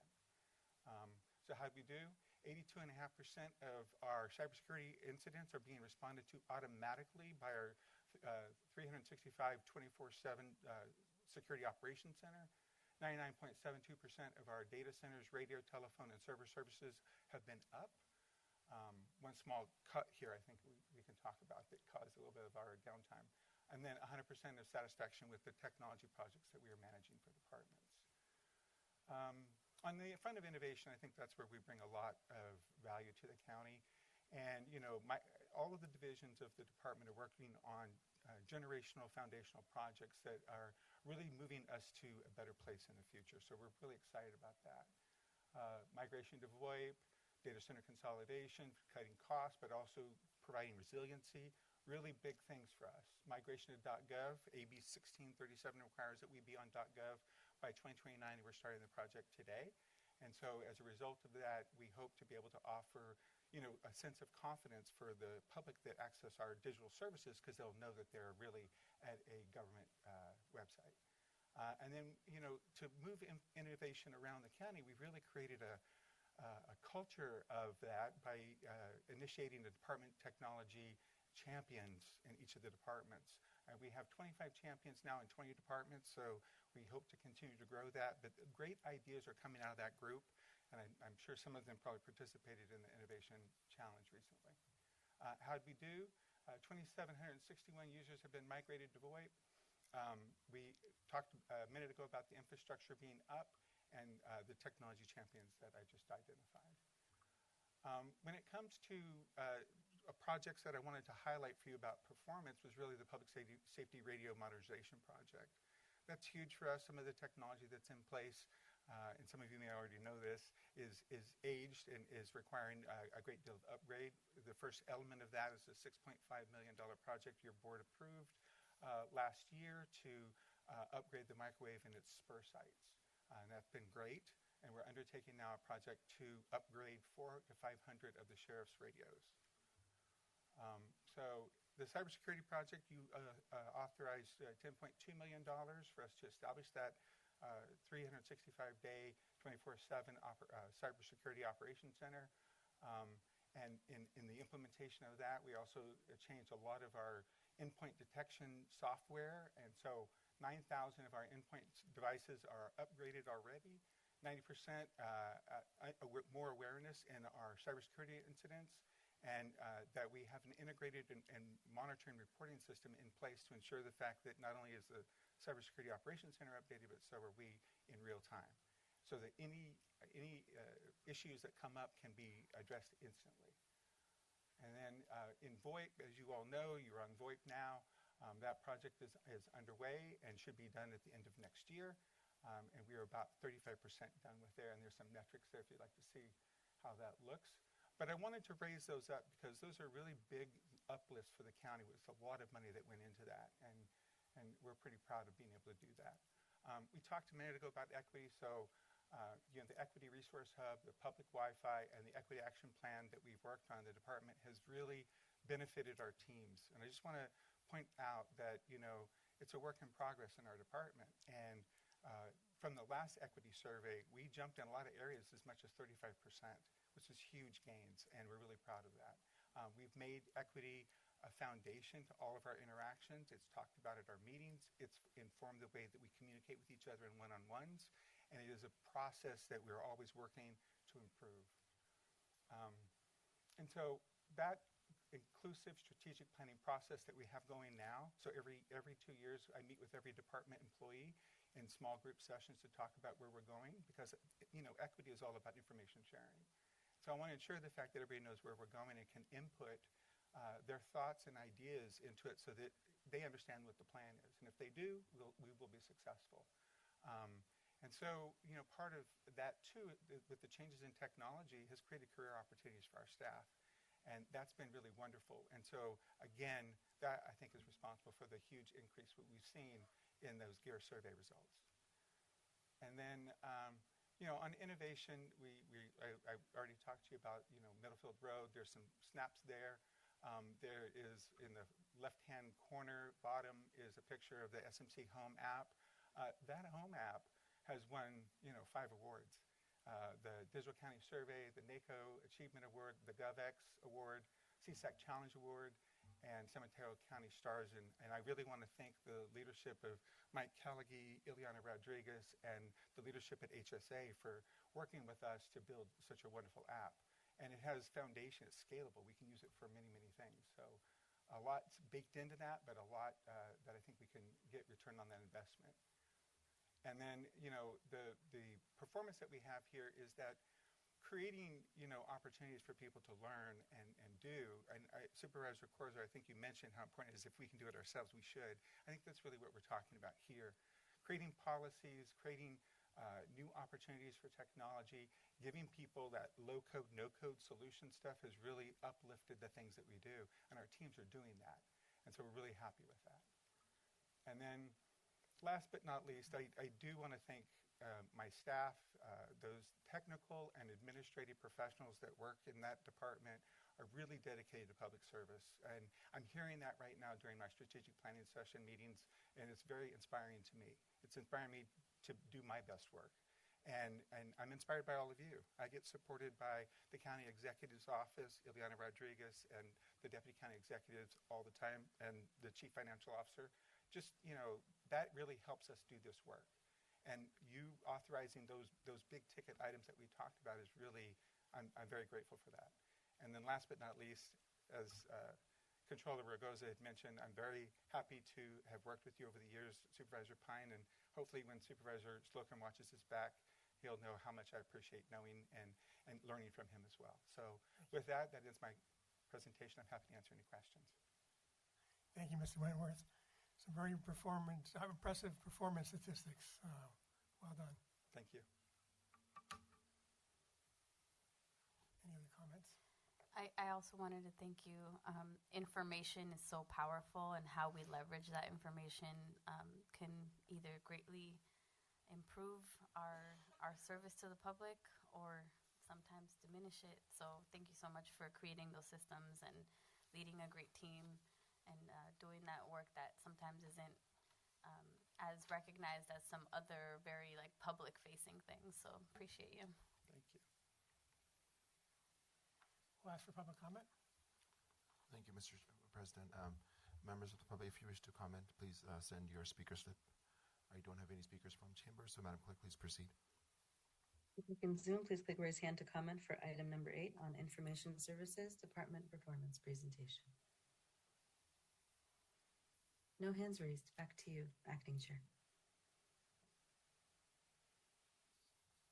All right, that concludes our department presentations.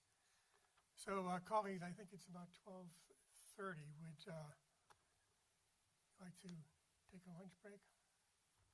And Mr. Council will... Did you want to reorder the agenda so that Yes. you can take closed session at this point? So maybe the motion would be that we move closed session to this time and take it before the remaining items on the regular agenda, and then take up the regular agenda items after we return from a lunch break? That makes sense. I'll make that motion. Second. We'll need a roll call. Well, we just need a vote on it, actually. Roll call vote would be appropriate. Sure, sounds good. Supervisor Pine? Yes. Thank you. Supervisor Corzo? Yes. Supervisor Mueller? Yes. Thank you. A motion passes with Supervisor Slocum and Canepa being absent. All right, the time is now 12:35 p.m. and the board is currently in recess.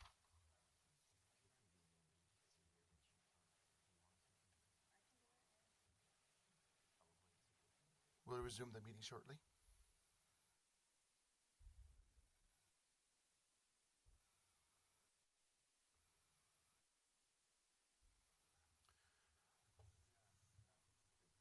Supervisor Pine, the time is now 1:57 p.m. and we're back in open session. And for the record, Supervisors Corzo, Pine, and Mueller are present, and Supervisor Slocum and Canepa are absent. Please proceed. Thank you. So we are re-adjourning from closed session. There's nothing to report out, Mr. Chair. No report out. So we move back to our regular agenda with item 12, which is adopt a resolution authorizing Director of Public Safety Communications to execute an agreement with retired supervising communications dispatcher Robert Buschi, in finding that the nature of employment is necessary to fill a critically needed position during the 180-day post-retirement separation period. Mr. Calgary? Happy to handle this. This is a critical position in dispatch services, and I know that we don't normally like to do this, but it was a really an unexpected retirement because of a change in the MOU that really forced this individual, at least in his eyes, into retirement. He plays a critical role in dispatch services, and really there's some work to be accomplished there that he is only the one technically able to do that, but he is committed also to training the next person to take over. So that's why I know that we normally don't like to bring these, but this is one of those special circumstances case that really warrants it. Thank you. Any comments from the board? Seeing none, I'll ask for public comment. Thank you. No speakers from chambers, so Madam Clerk, please proceed. Public comment in Zoom open now for item number 12. Please click raise hand to comment. No hands raised. All right, I'll go ahead and move the item forward. Second. Roll call vote. Thank you. Supervisor Pine? Yes. Supervisor Corzo? Yes. And Supervisor Mueller? Yes. Thank you. Motion passes with Supervisors Slocum and Canepa being absent.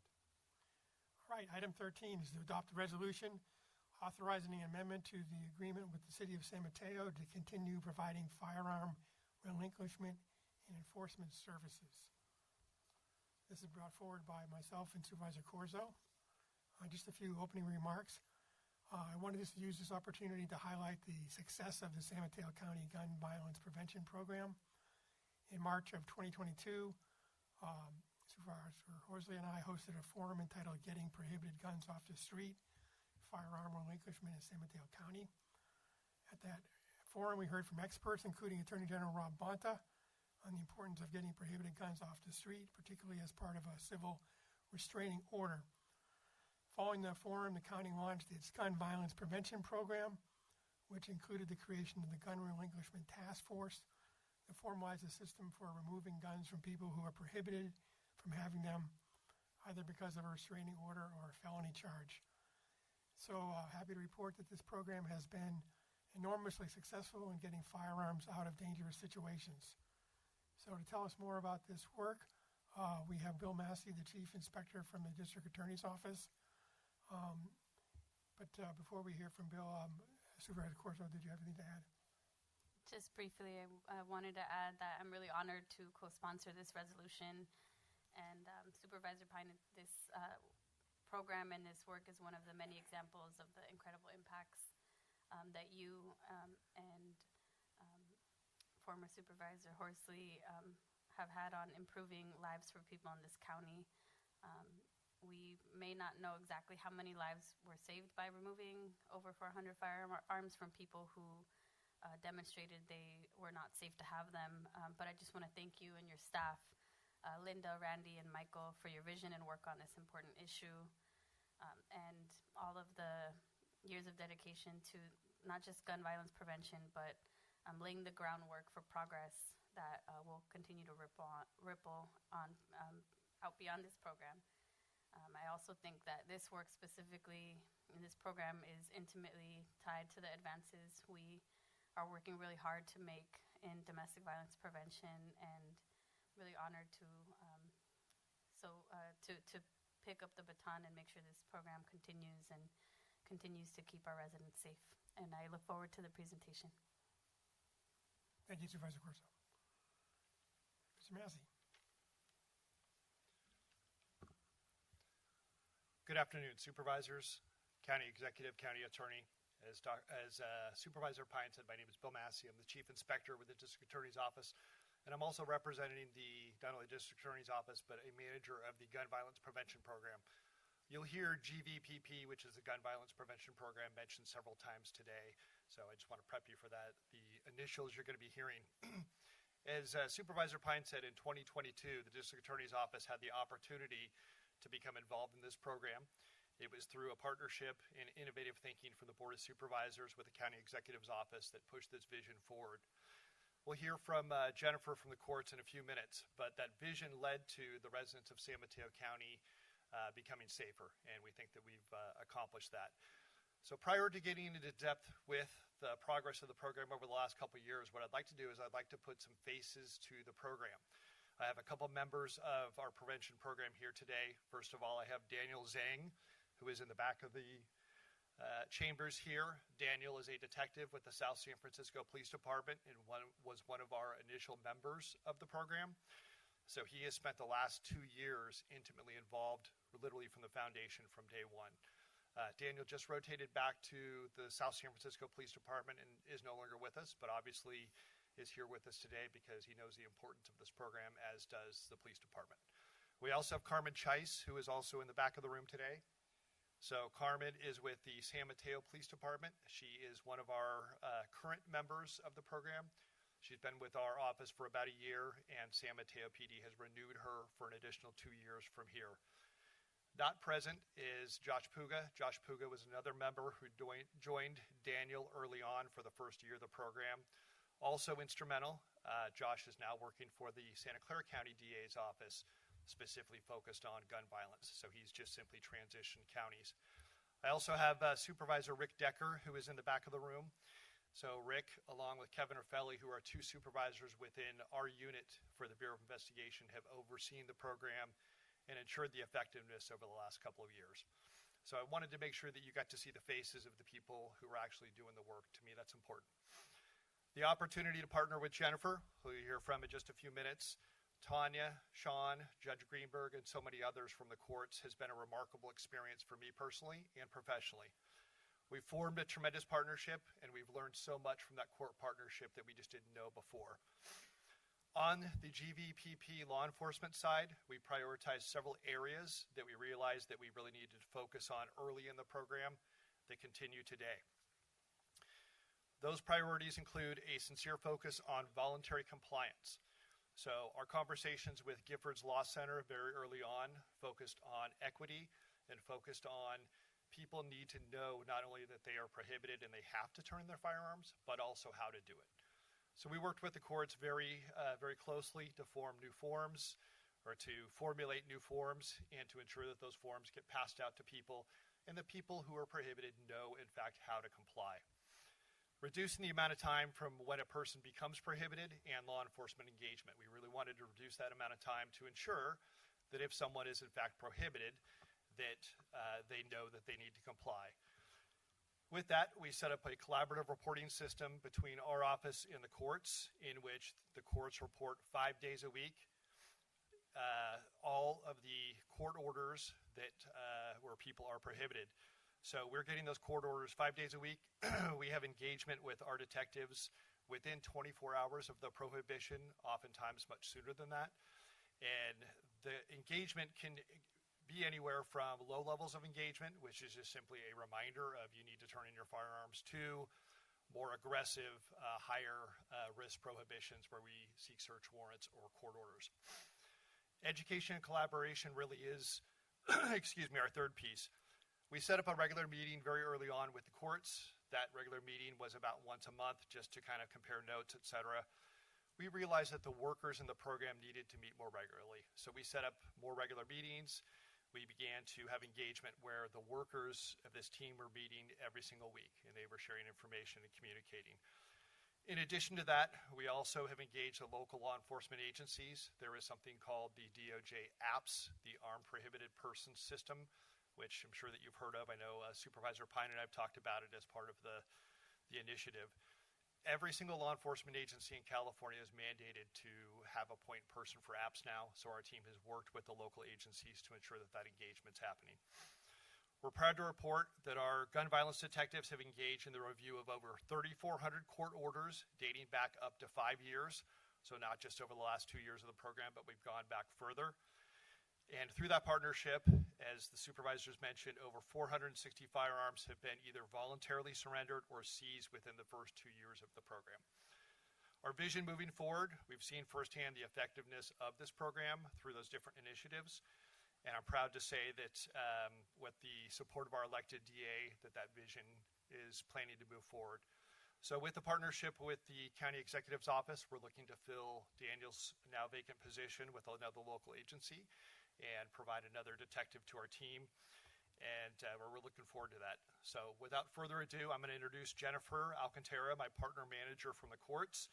And she'll have all kinds of statistical information for you and information that will probably help with some of the questions you may have. So thank you.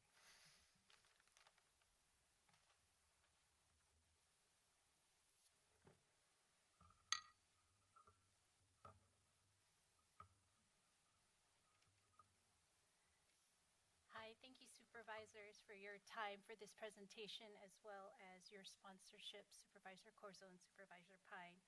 I prepared a quick PowerPoint presentation just to give you an overview of the program from the court's perspective and some of the achievements already mentioned.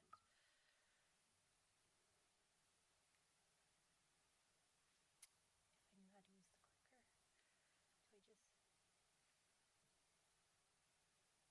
Thanks. As Bill already mentioned, we had 3 goals for this program when we started. First, increase the number of prohibited persons turning in their firearms on their own without law enforcement intervention, and getting those firearms turned in as quickly as possible once the person is prohibited, ideally within 24 hours. And finally, we wanted to communicate with our gun violence task force team immediately following any type of prohibition. Changes we made to the court process, specifically the civil restraining order process, really focused on those goals. The first 2, outreach and clinics. We increased outreach in clinics to educate restrained parties on how to relinquish their firearms. And the daily report that Bill mentioned goes out every night to our DA partners in order for them to be on top of all the restraining orders filed that day. Also, during the restraining order hearings, we beefed up the process in terms of having our judicial officers do further inquiry into firearms findings, and of course our JVPP detectives doing follow-up on every single restraining order with a firearms allegation. And we also have court staff on site during the hearings to answer respondents' questions. Finally, the court added compliance review hearings. That's a new part to the restraining order process that started 2 years ago when we started this program. It was permissible under Family Code Section 6322.5, but we thought it was necessary, specifically the judge who sponsored this program, Judge Susan Greenberg, as Bill had mentioned. And so those review hearings happen 10 days after a firearms finding is made. The form that Bill had referred to is up on the screen. It is a form we created in consultation with our law enforcement agencies. As you'll see, it has step-by-step instructions on how to relinquish your firearms, as well as a list of all our local law enforcement agencies in the county. And this goes out a number of times from the court. It goes out to the respondent in the answer packet. It is handed out during the hearings, and it is also mailed after the hearings. Just from a different kind of a different perspective of the firearm relinquishment process. So the law has always been that respondents have 24 hours to surrender their firearms and 48 hours to file that proof of compliance, which is the DB-800.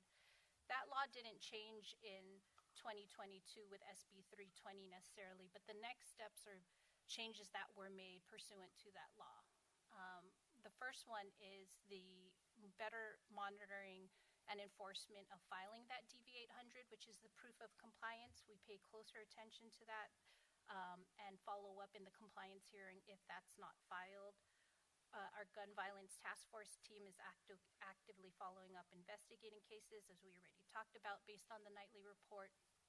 And finally, the gun violence prevention team will do any other criminal enforcement, pursue any other criminal enforcement mechanisms as necessary if the case warrants it. And so what have we seen based on these changes?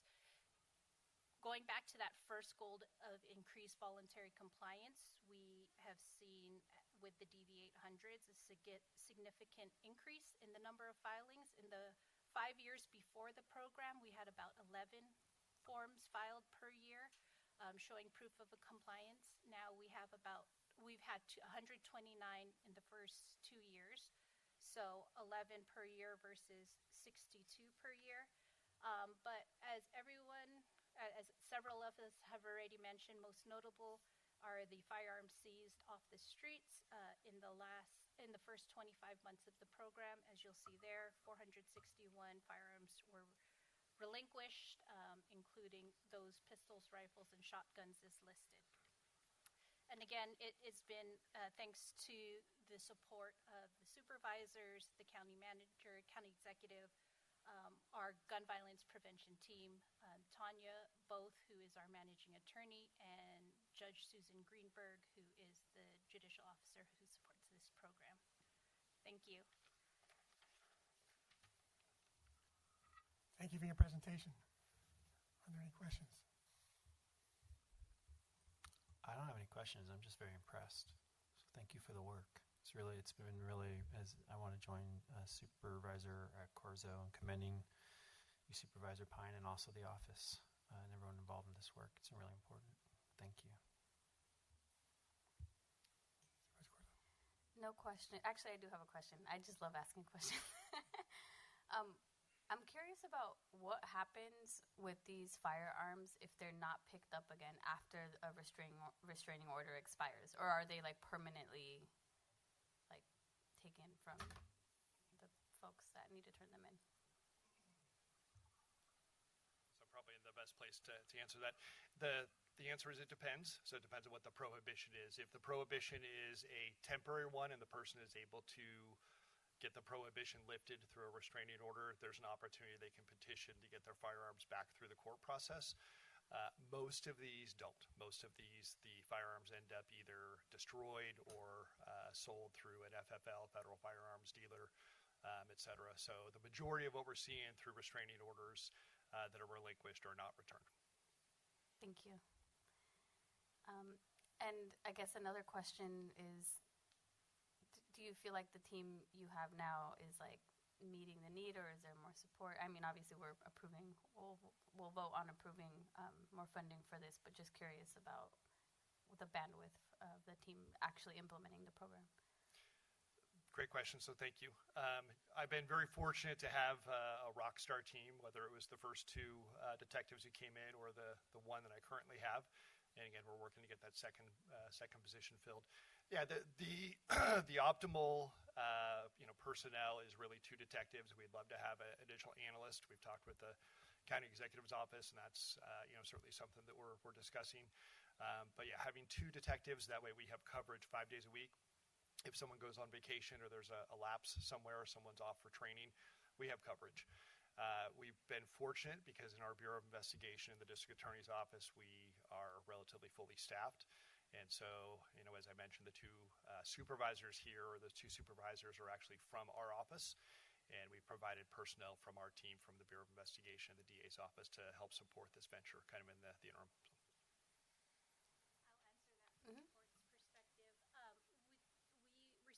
Both county support as well as state funding through a grant, and most of the duties the court is able to absorb. The one position that the county had sponsored, then the state grant had sponsored, is the family law commissioner. That's how we were able to add all those compliance hearings and evidentiary hearings for the firearm relinquishment program. The funding through the state is set to expire June 30, 2025. We are hoping for renewal, but given the caseload of our family law judicial officers already, it will be difficult to stretch the resources to cover the family law commissioner's duties regarding the firearm relinquishment program if we lose that funding. Thank you. Okay, why don't we check on public comment? Thank you. And no speakers from chambers, so Madam Clerk, please proceed.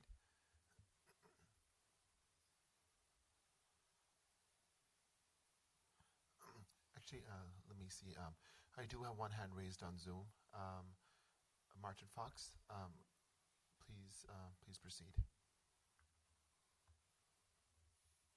Thank you. Public comment is now open. This is for item 13 with the City of San Mateo for firearm relinquishment. We have one hand raised. Martin Fox. Please consider sponsoring a pre-firearm relinquishment process for veterans. Veterans may be very familiar with firearms if they are former members of outfits like the ones I served in.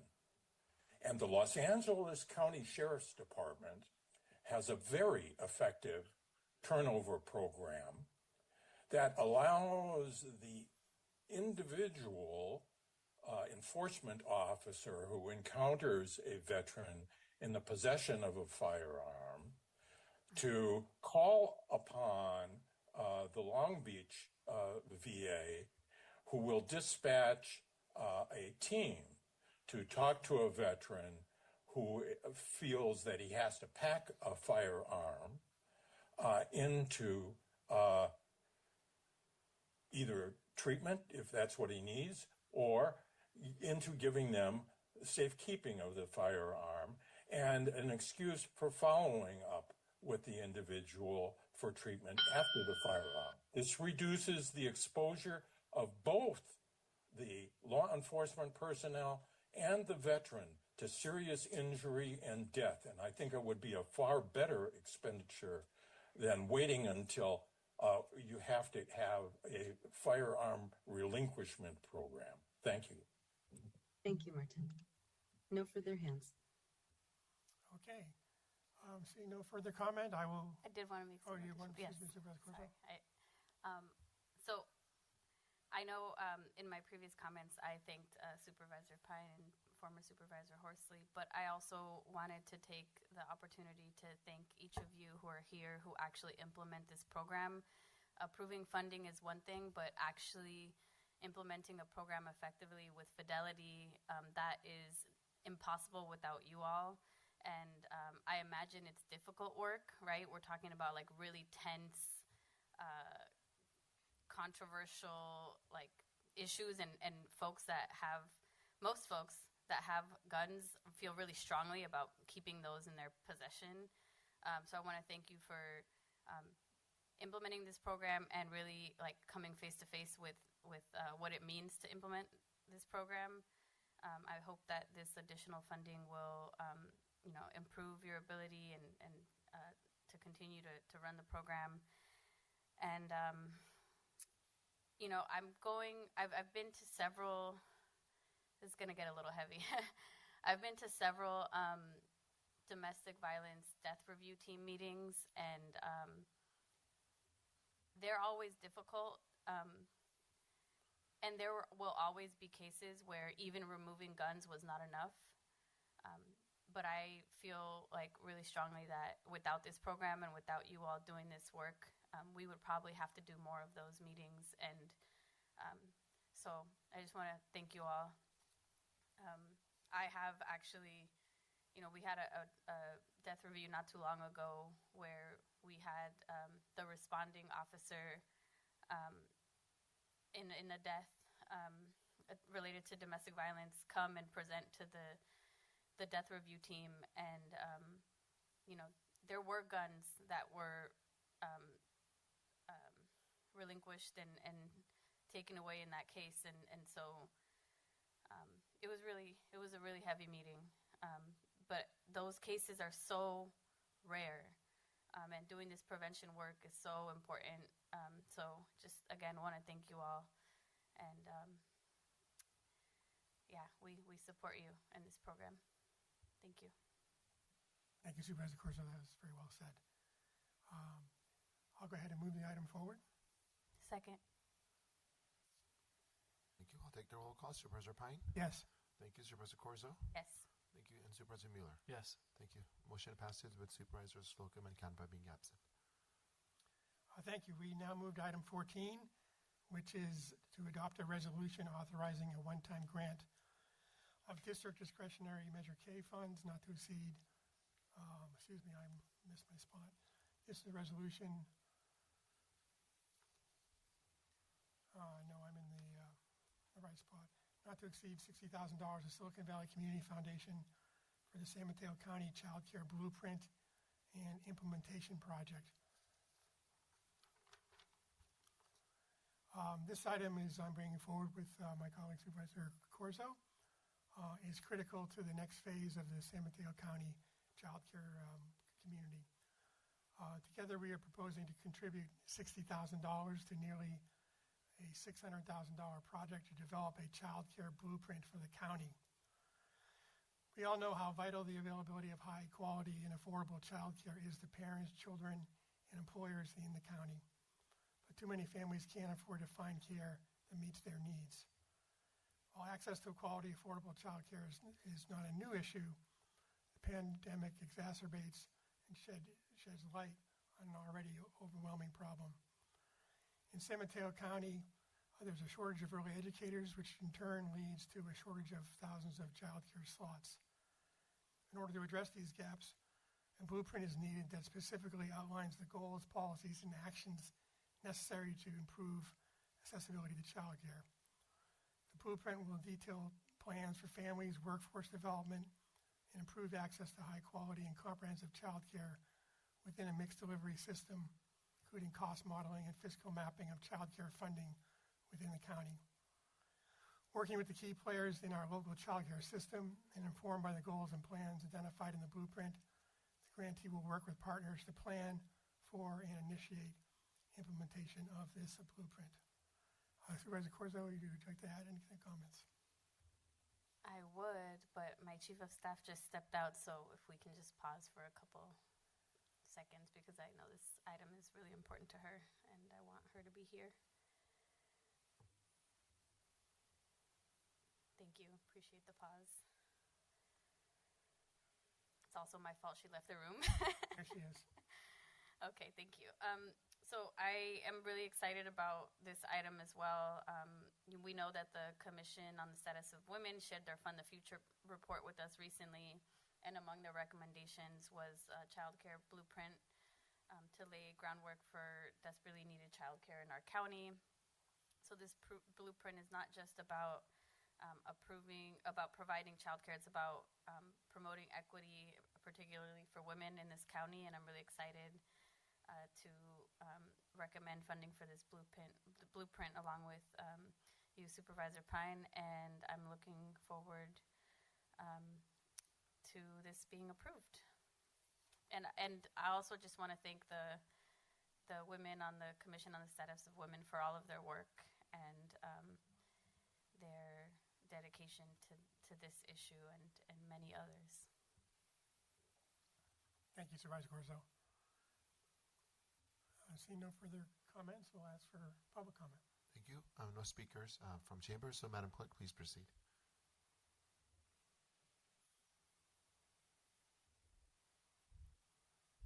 Madam Clerk, please proceed.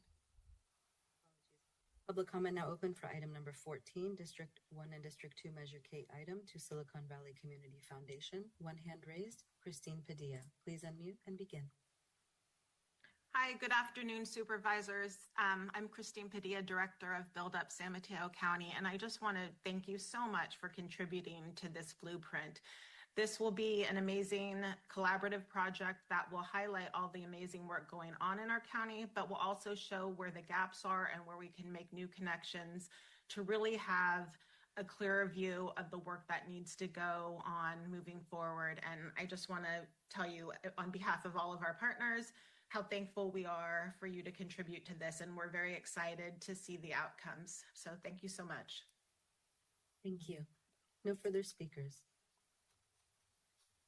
All right, I will go ahead and move the item forward. Second. Thank you. I'll take the roll call. Supervisor Pine? Yes. Thank you. Supervisor Corso? Yes. Supervisor Mueller? Thank you. Thank you. Motion passes with Supervisor Slocum and Canepa being absent. Moving to item 15, which is adopt a resolution authorizing a one-time grant of district discretionary Measure K funds not to exceed $75,000 to Ability Path for the purchase of a van and other equipment to serve individuals with developmental disabilities.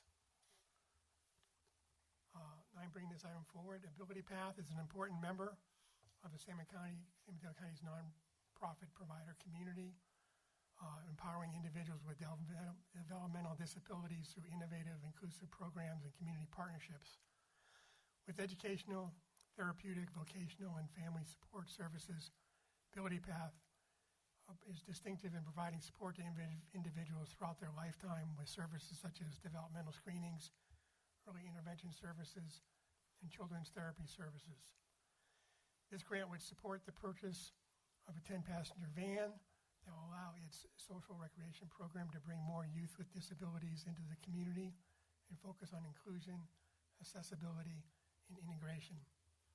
The grant will also provide the equipment to convert an existing space into an additional therapy classroom at the McCarthy Center for Children and Families in Burlingame. So I bring this to my colleagues for their consideration.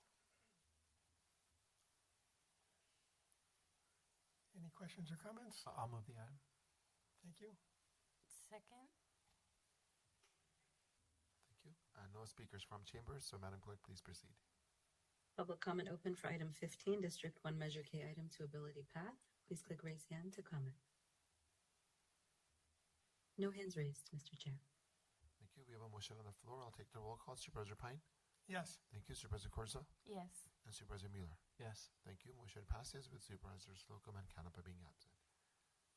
So we move to our final agenda item, item 16, which I believe Mr. Callaghy will handle on behalf of Supervisor Slocum. Yeah, thank you, Supervisor Pine. Supervisor Slocum, in his absence, asked me to bring this forward. We all know that Supervisor Slocum is passionate about kids in his community and throughout the county. And this grant of $50,000 to Reiki Center will benefit the kids of East Palo Alto and North Fair Oaks. Reiki Center is a 501c3 nonprofit, and really what this money will go to is really teaching these kids life skills through creative arts, athletic fitness, and nature awareness.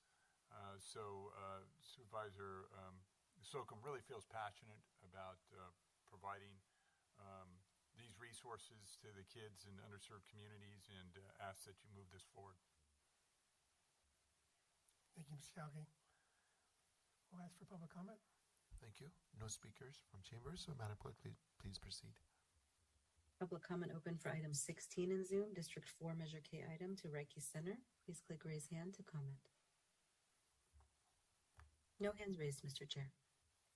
All right, very good. I will go ahead and move approval of item 16. Second. Thank you. I'll take the roll call. Supervisor Pine? Yes. Supervisor Corso? Yes. And Supervisor Mueller? Yes. Thank you. Motion passes with Supervisor Slocum and Canepa being absent. All right, that concludes our meeting and our business for the day. Thank you. Thank you all. The time is now 2:31 p.m. and meeting is adjourned.